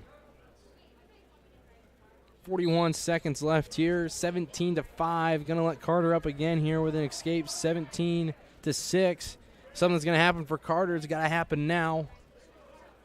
But Kinsella just showing his dominance here in the tournament today. A lot of reshots, a lot of drag bys. Just constant pressure here. You got underhooks here on both sides. Looking for an arm drag. Could get one on both sides here. And right there, Kinsella just hanging on to the leg, pulling himself in, but they're going to go out of bounds there.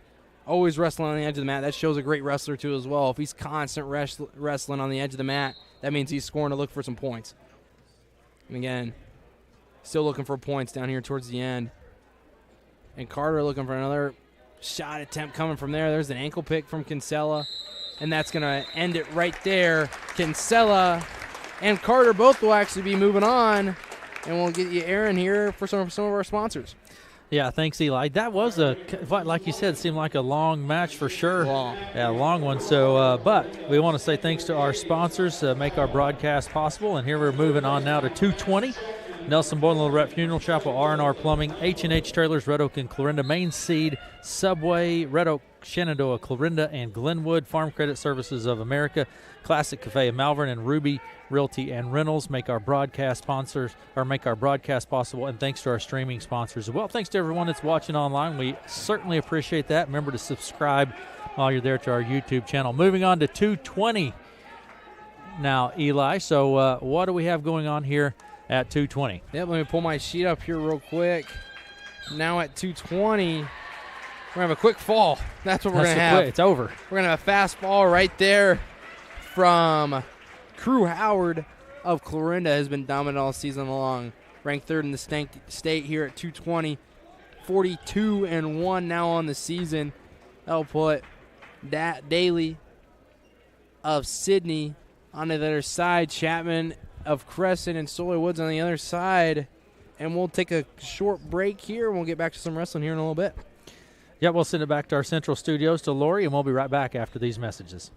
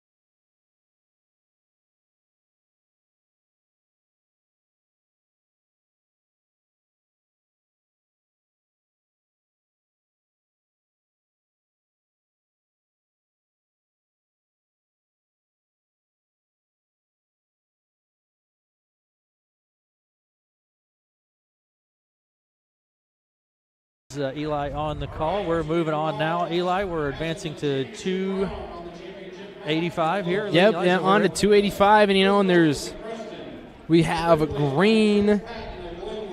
We're gonna have Green. This is a big rematch here. This was something that was really, really fun to watch. Without getting at the Hawkeye 10. Too much detail, Eli. You did a little checking on Bond. He was injured earlier. Or is he going to be out for the day, or is he coming back? Well, he's going to want to come back. He's definitely going to be one to come back. But is he out for the day, or do you know? Remains to be seen. Remains to be seen. So this is definitely going to be a last minute call. Okay. I think so. He does have a wrestle back, and it's up in the air right now. We're going to find out in 20 minutes if he's going to come back out or not. We know Bond's a tough kid. Would hate to see him go out like this with all the hard work that he's put in, but we're going to find out here pretty quick. So we're going to see. But we're going to find out. Here you are at the heavyweight. Let's talk about it. Yep, we're here at the heavyweight with a big Hawkeye 10 rematch here. I think this match right here really sealed up second place for Clarinda last weekend. And over on the other mat, you have Patton that looking like he's going to find his way to get a fall. But Green of Clarinda, 37-8 as a junior. Wilson of Crescent, 30-16. Green with a huge throw last time these two wrestled. Was able to get the fall over Wilson of Crescent. We got about a minute left here in this first period.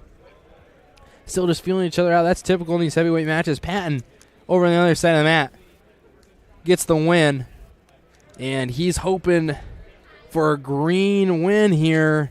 That'd be able to send him to be able to get a wrestle back. But they're going to go out of bounds here. 0-0 on the clock. 0-0 on the scoreboard. 45 seconds left here on the clock. Just feeling each other out. And these matches are the ones that come all the way back down to the end. All come all the way back down to the end. It looks like another wrestle back is going to be happening that I need to look at here, too. That's going to be happening here pretty soon. But still here at center circle, just feeling each other out here with about 20 seconds left here on the clock.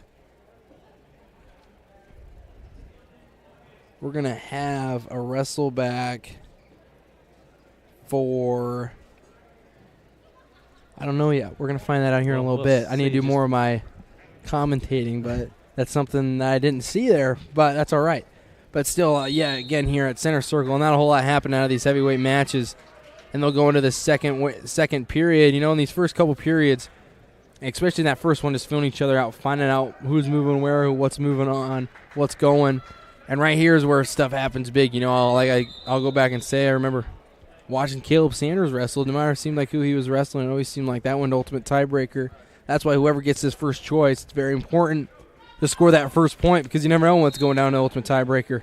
Never want it to, but you never know what's going to happen. And again, right here, Green gets up to his feet pretty fast. Big, strong kid Green is, too.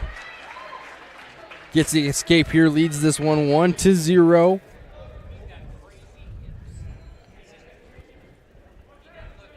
And Green of Creston here looking to find his way.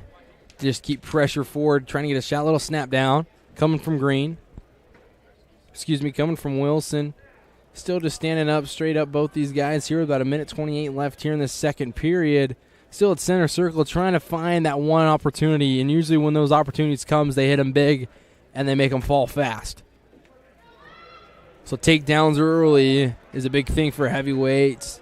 Just pummeling back and forth here with about a minute 10 left here in the second period. Green and Wilson. Green of Clarinda, like I said, 37-8 on the season. Wilson of Creston, 30-16 on the season. How does this work out here? If Green gets the victory here, Wilson will have a wrestle back versus Patton of Glenwood. And it would go a different way with all the rest of the wrestlers, but that's the first scenario here that Patton's looking for. Looking good for him here so far. 1-0. Like I said, Green of Clarinda just keeping pressure. And there's a double leg attempt coming from Green. Wilson does a good job of fending it off, keeps his hips back. That's the thing, too. Heavyweights, some of these heavyweights have great hips, too, and he keeps his hips back like that. He's able to escape from a lot of things. And again, just staying here at center circle. About 35 seconds left here in this first. 1-0 lead here. And a little snap down coming from Wilson. Coming from Green. About 15 seconds left here. Just still a lot of feeling each other out here. And that's what happens here, like I've been saying to these heavyweights here. When that one opportunity comes, they got to go, and they got to go hard with it because there's a lot of weight coming down on each other. 12 seconds left here in this second period. Green of Clarinda. Rematch of the Hawkeye 10 title here. Green came out top with a big fall in that match. Little team score update for you here when I can see it. It's going to be coming up quick. We're going to go into the third period here with a tight one here at 1-0. Team scores here so far. Creston leads defending Hawkeye 10 champs back-to-back. We'll host regional duels as well with 259. Glenwood in second with 219.5. Clarinda with 179. Southwest Iowa with 116. There's an escape coming from Green. Ties this up 1-1. That's how things get interesting here quick in these heavyweight matches. Red Oak at 92.5 and Shenandoah 47. Red Oak at 92.5. Red Oak at 47. Shenandoah at 47. Yes, Shenandoah at 47. Still here at center circle, tied up 1-1. Again, like I said, rematch of the Hawkeye 10. Still circling around. And that's going to be a stall call. That's big. That's big right here. When it's tied up 1-1 like that, they're going to give a stall call on the part of Wilson. You know, a lot of pushing coming from Green. And in these heavyweight matches, when you're pushing straight forward and straight back like that, that's when it happens. And a nice slide-by attempt. They're coming from Green. Green's creating a lot of action here. Green's making moves. He's bringing pressure forward. Wilson not bringing a lot back on it. That's where that stall call comes into play. It's going to be big down here in the end of the stretch of the third period as we're tied up 1-1 here. These heavyweights duke it out. Still here at center circle. A stall call on Wilson. Green just trying to keep pressure forward. Looking to get another stall call here just with this constant pressure that he's got going forward. Wilson needs to find his way to circle because he'll get dinged here pretty quick if he's just going to be going straight back. And right there, again, no stall call yet on that. Could be close. It's going to be coming here if Wilson's not able to circle, but Green kind of popped that elbow up. Had the elbow popped up and then was looking to be able to get a duck under out of it. With 25 seconds left here, we're tied up 1-1 apiece.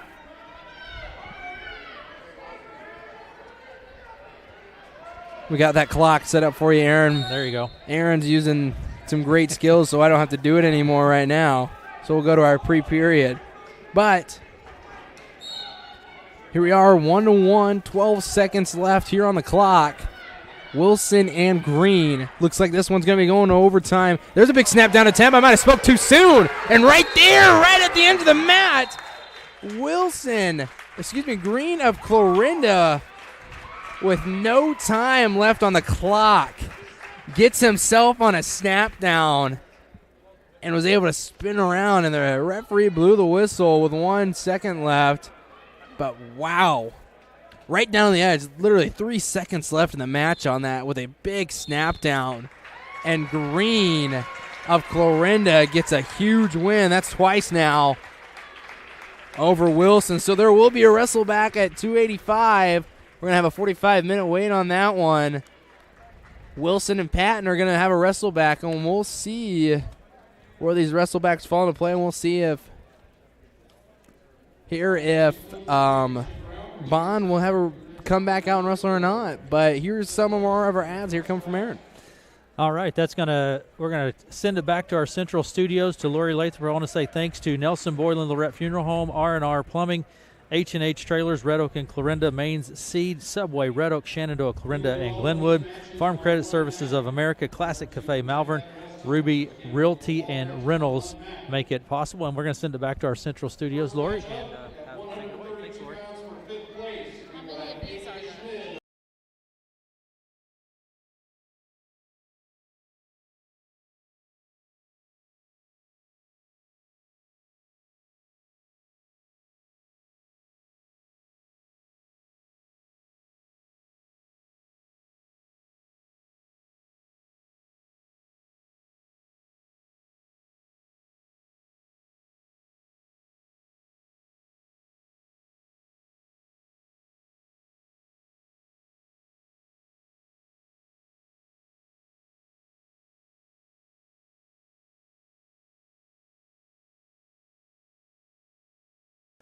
just letting everybody know here that we're going to have our 5th place matches here. We'll just live stream those here for you. There'll be no broadcasting on that, but we'll come back and do the wrestlebacks.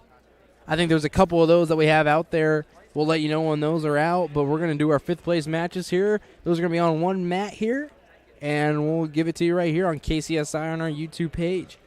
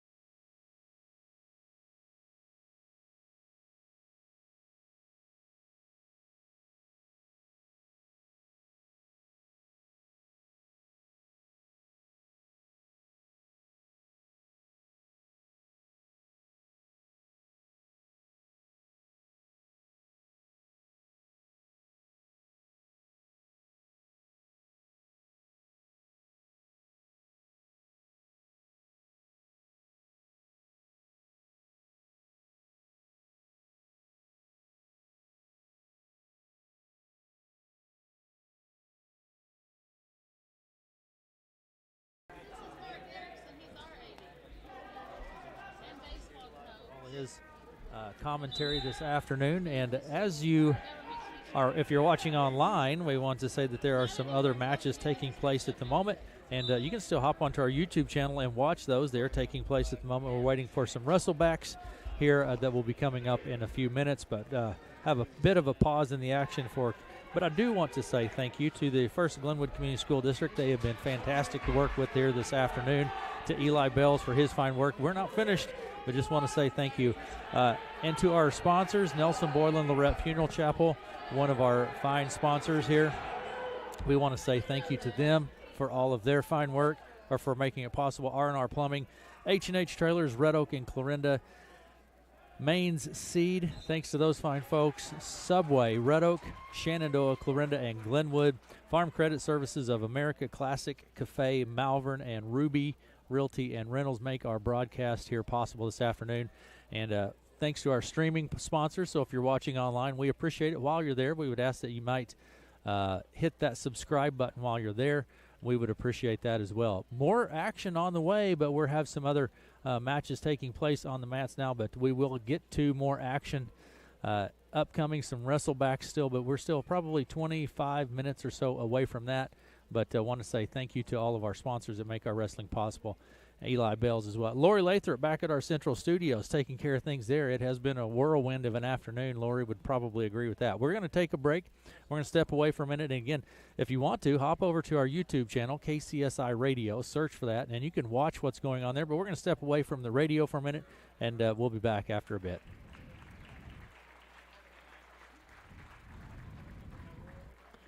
All right, Lori, I don't so it's going to be for a while. So what we're going to, well, I don't think, I'm just going to send it back to you. You can get caught up on what you need to catch up on, and maybe even go back to satellite. And then, yeah, and then I'll call you back. Yeah, I'll just call you back whenever. So get caught up, get back into satellite, and I'll call you back.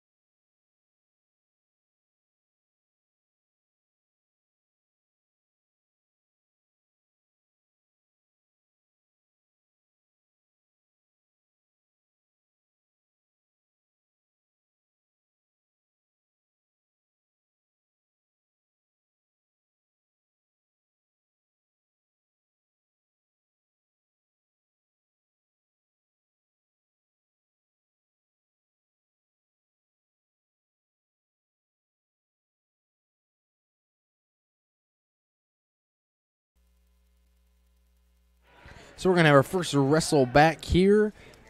Starting off, we're going to have a whip. At 106, we're going to have a whip of Clorinda and Edelman of Sydney. Edelman, 34-8 on the season. Whip, 34-9 on the season right here. And these are the really grit matches here to get you onto the next stage, because you never know what's going to happen. If you can get this one done, all the records are aside and you're on to the next week. Doesn't matter what happened. And right there, he had a nice roll-through attempt coming from Edelman. Right down on the edge of the mat. It was from Southwest Iowa.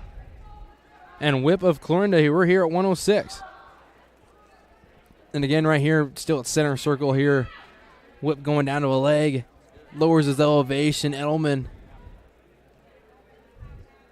with a high C attempt. Gets himself away. Whip tries to find his way back in, and there's a straight-on double leg coming from Edelman, and another straight-on double leg coming from Whip. We're over top here. We got a headlock locked up, and right there, Whip's finds his way on top, trying to find his way, go through, and I'll catch you up right here. Kind of caught me right in the moment there. Got the phone, got it shoved right in my face on it, but we're rolling with it. We have our first wrestle back here, Whip and Edelman. Whip up now 6-1 here. There's a potentially dangerous call. Got to keep it legal when you have those arm bars in. But Whip had a headlock locked up.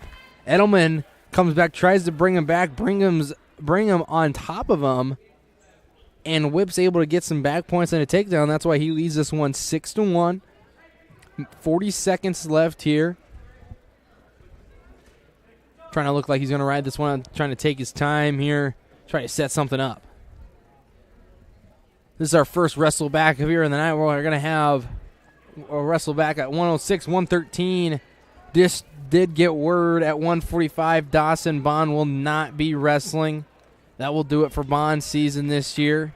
And Downey of Clorinda will be moving on, and they'll have Wilson of Crescent and Patton of Glenwood. But we'll stick right back down here to 106. 6-2 here. Edelman leads this one, now 6-4 here as time expires. Literally about 2 seconds left on the clock with that one. And he's able to come back and get that takedown.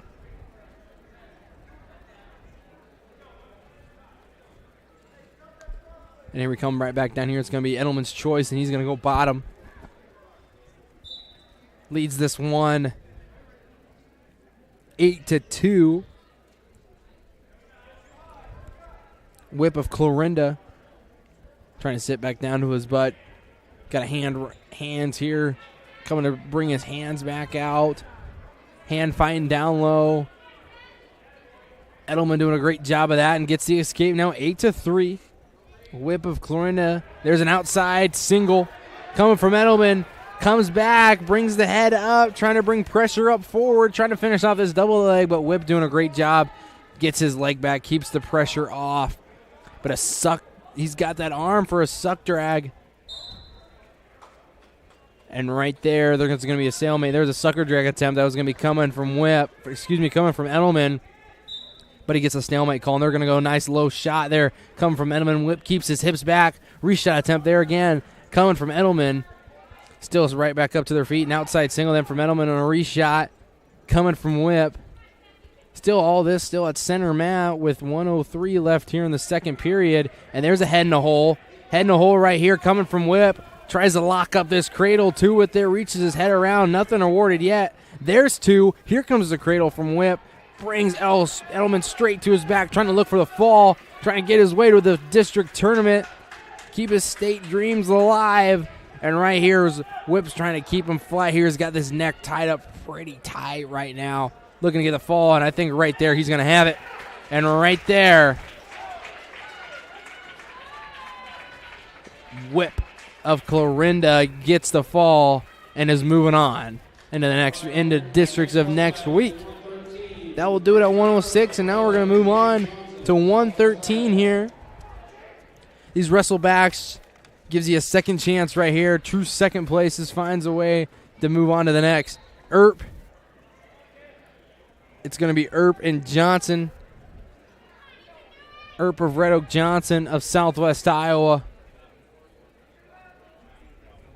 Still here at center circle. Moving out of left side of the mat. Shot attempt there coming. Spins his way around, and that's going to be 2 points there coming from Johnson. Right there, gets a nice quick takedown, circles his way around, hooks that back leg, gets the takedown, leads this one 2-0 over Earp. Earp was the 1 seed coming in to this. Johnson as the 3. Johnson 29-13 on the season. Earp 27-9 on the season. And there's a great hand fight, and there's a milkshake coming from Earp. What a milkshake, what we call right there. Gets straight to his feet, comes right back in, gets himself a takedown. Little 3-point move we like to call right there. Earn yourself a milkshake. Now is up 3-2 on that. And right there, Earp brings him right to his back. Comes up, throws in the half hard, and falls through with it. Now he's going to get some swipes, trying to settle his hips down in. Earp looking for the fall to find himself into the district tournament. Right down there at the end of the mat, a big bridge coming from Johnson. Earp just settling down with plenty of time here on the clock. 38 seconds left here, sitting on the edge of the mat, trying to finish this one out, bringing his chest up high, trying to settle in. Johnson putting up a good fight, trying to fight this out. He's got 20 seconds left on the clock. 3-2 match here on the edge of the mat. No fall awarded yet. Still there. There's going to be a 3 count. And right there, Johnson fights his way out of it, keeps himself alive. That's going to be 3 awarded there. Now up 6-2, and that will do it in here for the first period. And we'll get the coin flip here. Earp, unorthodox style wrestler, does a lot of great things, finds themselves in situations that may look bad that just end up working out for him. And right here, Earp's going to choose top. It's going to be his choice. Earp going to go on top here. Johnson on bottom. This is our second wrestle back of the day.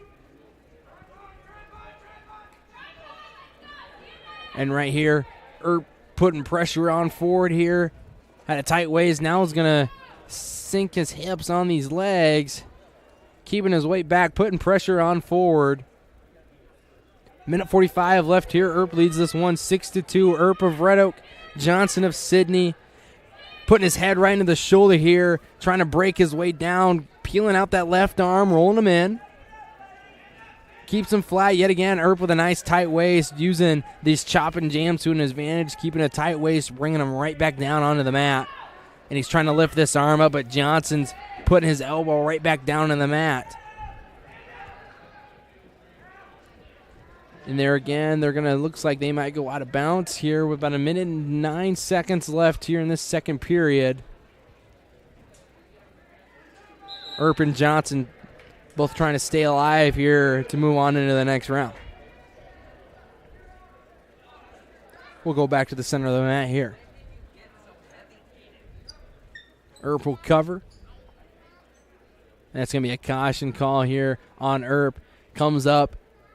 Just rocks the bottom position just a little bit. Causes a little movement to go on, and there's a caution call. Right off the whistle here again. Johnson kind of looking for a roll through and needs to look at his way to tripod himself up. But when Earp comes up and he puts his head right in your arm like that, it doesn't feel the best. And right there, Earp with a cross face. Earp with a cross face. My bad on that camera angle there. I might have messed that one up. Earp just been dominant on top here so far. Cross face coming one way, going a cross face with the other way, picking up the leg, coming on the backhand side, trying to roll his way up to get him up to a cradle. But not much happening on the bottom side here. Earp's doing a lot of movement, switching sides, and a sit out coming from Johnson. But Earp's got a cross face trying to bring this leg up to get himself locked up for a cradle. Does not look like he's going to be able to finish that one out. So it's going to go out in the second period. Earp's going to lead this one here now 6-2 still. It's going to be Red's choice. And they're going to go neutral. I think a smart choice right there from Johnson. Earp just had a strong second period ride. And Johnson's looking for a big move. So here down towards center of the mat, working their way down towards the edges. Johnson moving back and forth. Earp comes out with a kind of a straight-on shot that was more like a double leg, but just kind of lowered his elevation and went straight down. And right here, again, a sucker drag coming from Earp and does it to perfection almost. Right there, nothing awarded yet. And right there he gets it. Comes in on a deep, not a deep shot. He was just far away. Comes in, grabs the arm, pulls out the sucker drag. Is able to get 2 points, and he's going to lead this one now 8-2. Minute 15 left here. Earp and Johnson trying to stay alive. And right there, Earp still causing pressure forward.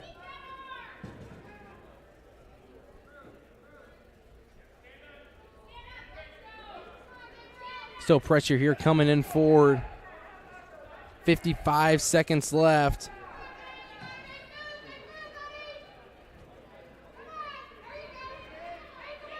Bringing the hips back here.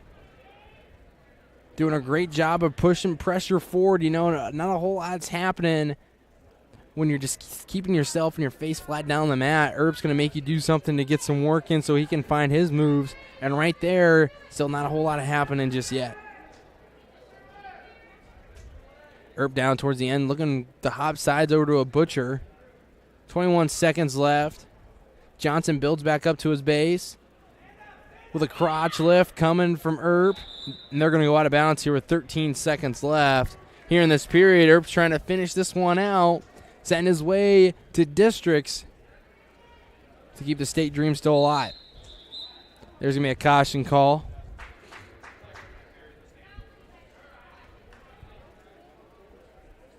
Don't know who that caution call. I think that's going to be a caution on green, too. That'll be Earp's second. Right after the whistle again. Johnson tries to explode up.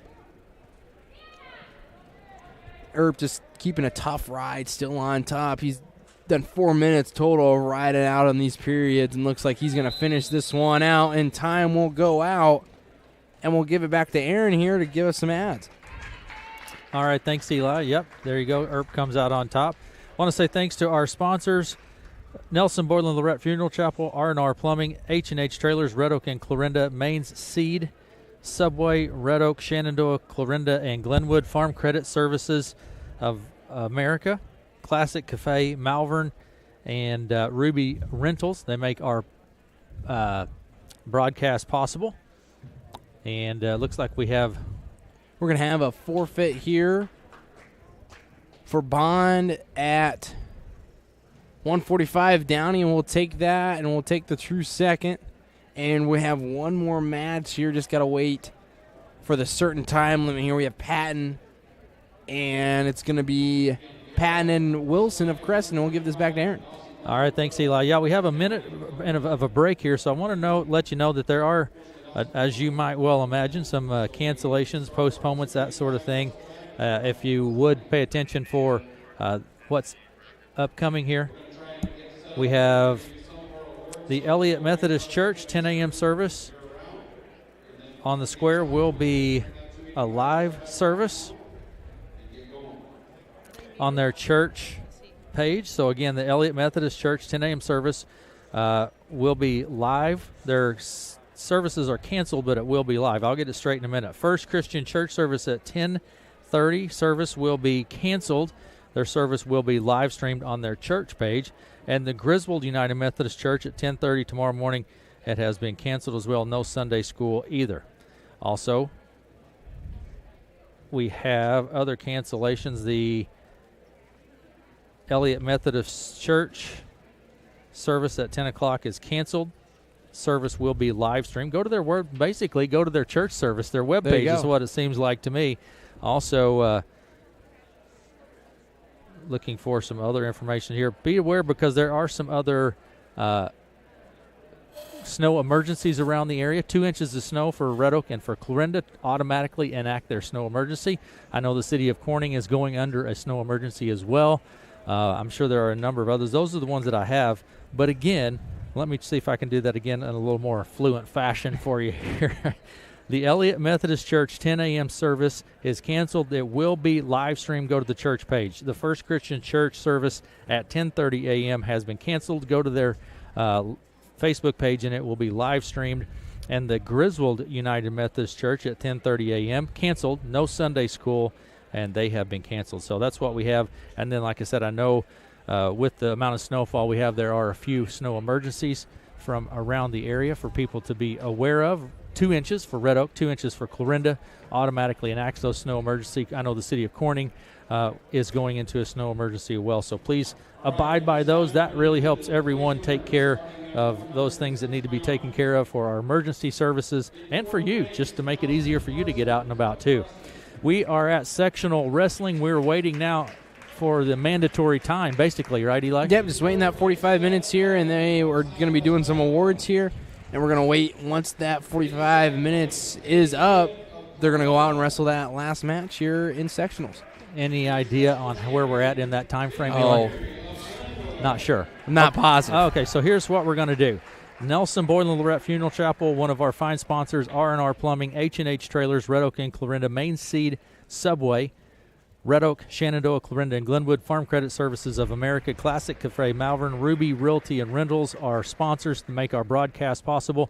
And thanks to all the folks watching online. We appreciate that as well. We're going to take a break, and we'll be back with our final match upcoming in a few minutes. And hold tight. We'll be back in a few.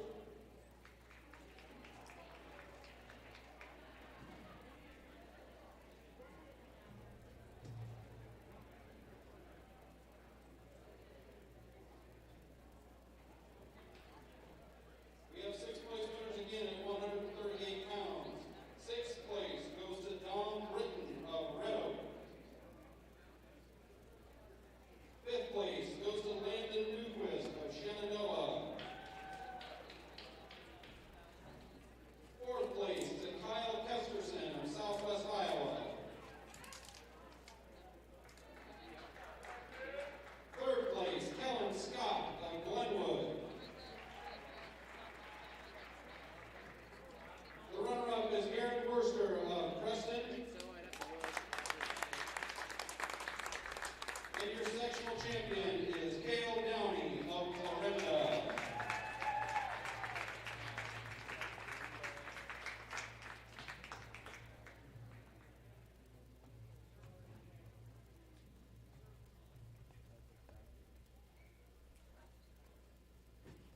Thank you, wrestlers.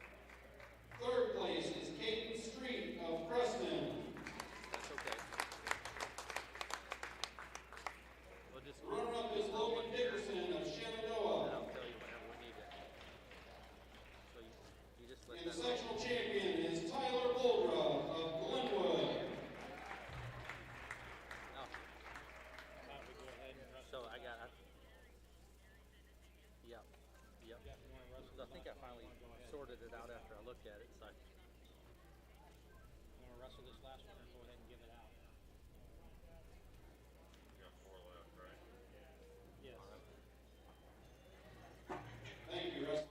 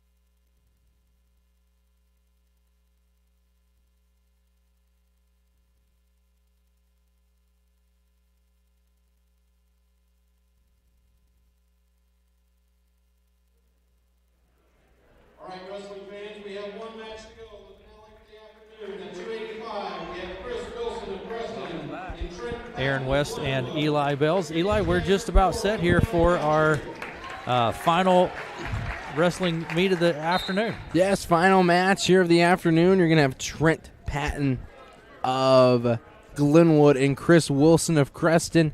Patton and Wilson, this is the last wrestleback we have here at heavyweight. And right there, Wilson definitely a more fuller heavyweight out here than Patton out here on this match. Patton looking to get on some offense, is definitely really quick on his feet. Wilson looking to get a quick takedown here, use his strength, use his size to his advantage here. Still at center circle here, trying to look for a snap down right here, and they're going to go out right here on down on the edge of the mat. Like I said, Patton and Wilson. Wilson definitely coming to look for those over-unders here, trying to find his way to get his snap down, working down towards the edge of the mat. They're going to go back to the center here, pushes himself out.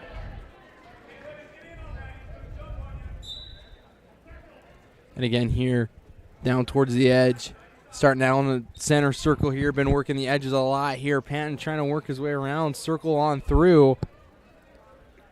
But Green's trying to keep everything down towards the center, get on his offense. Patton is starting to back away, needs to start to be able to circle before a stall call comes on him. Green's going to continue the same way, and they're going to go out of bounds here and back to center circle. A little pop-up drag by right there, a little shuck by coming from Wilson. He's got some size on him here. Patton definitely does not want to get underneath that. It's going to be hard to be able to get out. trying to use the momentum back here. Switch sides here down to the end. There's a shuck by, and he's able to fall down on the edge of the mat. And right there, Patton comes up. Wilson goes for the shuck by. Wilson loses his footing. Patton tries to get himself too, and there's going to be nothing there. 43 seconds left. Match to head on to districts. Last one of the evening. As they said, the finale. And that's how it always goes down with these heavyweights. Still 25 seconds left here. Patton, definitely a strong kid. Like I said, undersized here at 285. Wilson, a big guy, trying to work his way around here and get himself to districts. 16 seconds left here. It's been all offense on the part of Wilson here, too. Using a lot of shuck buys, trying to get some snap downs here. Looks like this score is going to be 0-0 after this first period. And right here, this is going to be probably the most important part of the match. Whoever wins this flip here is going to be a huge deal. It's going to be Red's choice, and he's going to choose bottom. Flip right there went into Patton's leg just about. Couldn't get that flip to go his way after hitting that. Wilson's going to choose bottom here. Right off the whistle here, Patton puts him flat. Trying to hit back into him. He's going to let him escape. And right there is going to be 1-0. Wilson of Creston still here again back at center circle. Feeling each other out. You know, and that's what these heavyweight matches go. Low scoring, feeling each other out, trying to get that one attempt because you're going to get very slim attempts, especially trying to lift some weight like that here on both sides. Still here at center mount, minute 25 left here in this second period, and pushes him straight back out of bounds again. Done that about 3-4 times here. Patton's got to start circling, or a stall call is going to be coming here pretty quick. He's going to go side, and then he's going to go for a big double leg right there. Patton trying to circle his way around, has the leg, but Wilson just uses his body, use the weight that he's got, and he's got Patton stuck right here, and Wilson of Creston's going to get the fall right there. A lot of action happening there, had a chance, but the weight of Wilson just comes up and is able to smash Patton down, and that's going to wrap it up here. Wilson of Creston will move on with the heavyweight. Very good, Eli. Thank you for all your commentary. Certainly appreciate that. That's going to wrap it up for us here in Glenwood. That's now right. Section's over. That's right. Sectional's over. Creston will get the victory at 259.5. Glenwood at second at 229.5. Clarendon at 196. Southwest Iowa at 127. Red Oak at 95.5.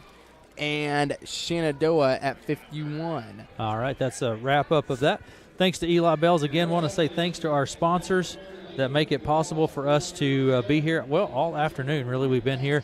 Nelson Boyd and Lorette Funeral Chapel, R&R Plumbing, H&H Trailers, Red Oak and Clarinda, Maine's Seed, Subway, Red Oak, Shenandoah, Clarinda, and Glenwood, Farm Credit Services of America, Classic Cafe Malvern, and Ruby Realty and Rentals make our broadcast right here on KCSI possible. Thanks to our streaming sponsors, Farm Credit Services of America, Creston Hy-Vee, the Green Tree Company, Nelson Boyd and Lorette Funeral Chapel, and Shore Motor Company make our streaming possible. We want to say thanks to them for making that possible, and sure appreciate that. Check your snow emergencies. Know your snow emergencies. A number of our communities have had enough snowfall to go into that. I know Corning has. We had 3 inches of snow, I think, in Red Oak.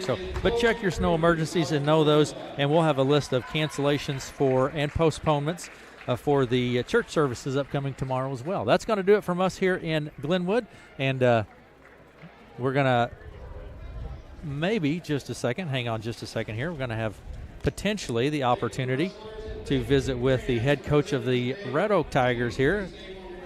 Caught Coach Podliska just in time here. Let's turn that mic up, Eli, right in the middle for Coach Podliska. Coach, can you hear me okay? I think so. All right, I'm going to step over here. Coach, tell me first, let's talk a little bit just about your day so far. What happened here today for the Red Oak Tigers? We experienced some adversity, I guess. We kind of came in and we knew some things were going to be tough. And, we had some positives, we had some negatives, and kind of overall, it is what it is. We're going to make the best of it. We're going to keep training hard. Yep. On the season, how do you feel about? Give me kind of a summation of your season here, and then where we're at and where we're going. It was a weird season. It's a weird season. I've been wearing a mask for a whole season. That hasn't ever happened before. But we graduated a lot, and we brought some pieces back, and we brought some new pieces in. But overall, a giant learning experience, and it's frustrating at times when you don't have some of those older kids, some leadership from them. But some of our younger kids embrace that. Chase Sandholm's the leader. Dawson Bond's the leader. AJ Schmidt. All those guys kind of step up to the plate, and some of those older guys, leadership. It's a big thing, but at the same time, leadership isn't an age thing. So, if you're a leader by the way that you act and the way that you speak and the way that you carry yourself in the room, it doesn't really matter how old you are. Yep. So, we had some good leadership step up in certain pieces. We just got to keep working. And, it was a weird season. We started late because we were in remote learning when the season started, so we didn't have the first week and a half of season. So we missed some practice. We missed some competitions. Then we get shut down during Christmas break because of COVID.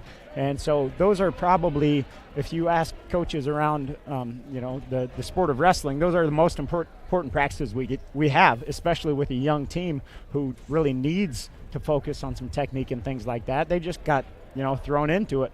We went in our first day of practice, and we had to kind of drill everything we could just to see exactly where we were at, see what moves that we needed to work on before our competition, a week later. So we didn't have as much time as we have in the past, and I think we got better throughout the season.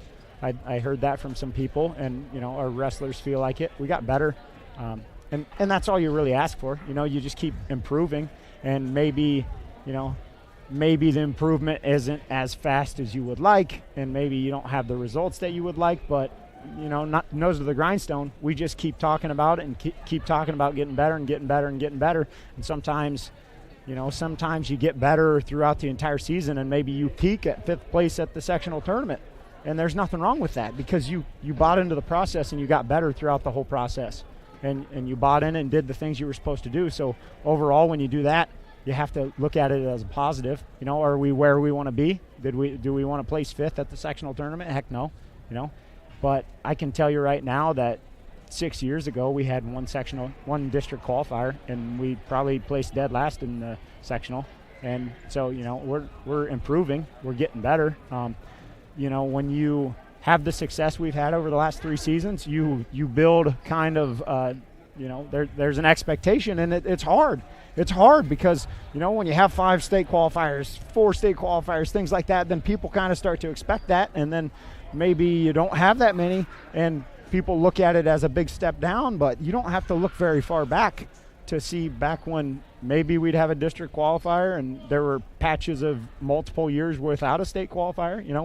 We've been well represented at the state tournament for the last 5 years, and I think that's the second time in the program's history that we've been at the state tournament 5 years in a row. So good things are happening, and we're proud of our kids.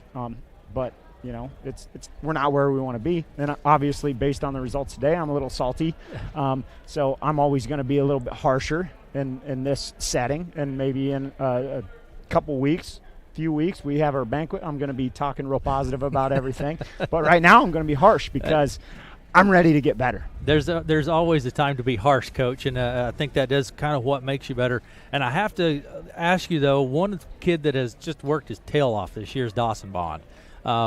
What's the situation with that? What can you tell me about that from today? In our finals match, we get taken down on our shoulder, trickles through the neck injury. You don't take anything lightly. It's not anything where he's rushing to the emergency room or anything like that. We're very grateful for that, and that was part of the talk we had. We weren't cleared to wrestle, to keep wrestling. But in the grand scheme of things, obviously he's very harsh on himself, and he's very apologetic, and, I'm sorry. It's not on, right. It's a situation, and it's things we've talked about at practice the last few days, your why. Why do you wrestle? I wrestle for everybody who can't. I wrestle for the Jordan Taylors in life, for my high school teammate who passed away, who got me into the sport, Trent Shaw. So, when we talk about our why, it's easy to look back and say, man, this sucks. I should be at the state tournament. But in the grand scheme of things, you wake up Yeah. and you got a roof over your head and you got a bunch of people who love you and care about you. And in the grand scheme of things, you got a pretty darn good life. And, okay, we can't wrestle in one tournament. That's fine. We got a couple more. Yeah. We're going to be all right. But he's just, I hated to see that because I know he had such high expectations, worked hard, and a good kid, a hard worker. That's the kind of kid, but, and that's one of those things you can't control. That's going to happen, an injury's going to happen. And like you say, you don't take a chance with that. Obviously, he was in a lot of pain when he walked off the mat. It's good he walked off the mat. So we'll see Dawson back. Oh, yeah. It stinks. Let's just be honest. We're 3-0 against the Creston kid. The kid who got second place from Clarinda, we've tech-falled a couple times. I don't know if he's taken us down yet. The number one kid from the other side, Atlantic won it, and we're 3-0 against him. I think we've tech-falled him. We've majored him a couple times. It sucks, but it is what it is. And I would be a hypocrite if I was sitting here sulking about it, because all I tell our kids is control what you can control. And so if I'm going to sit here and be bitter, how about instead we just, let's get better. Let's keep getting better. I was blessed to be able to go coach a bunch of kids that I care about and that care about this program, and they work their tails off, and we're proud of them.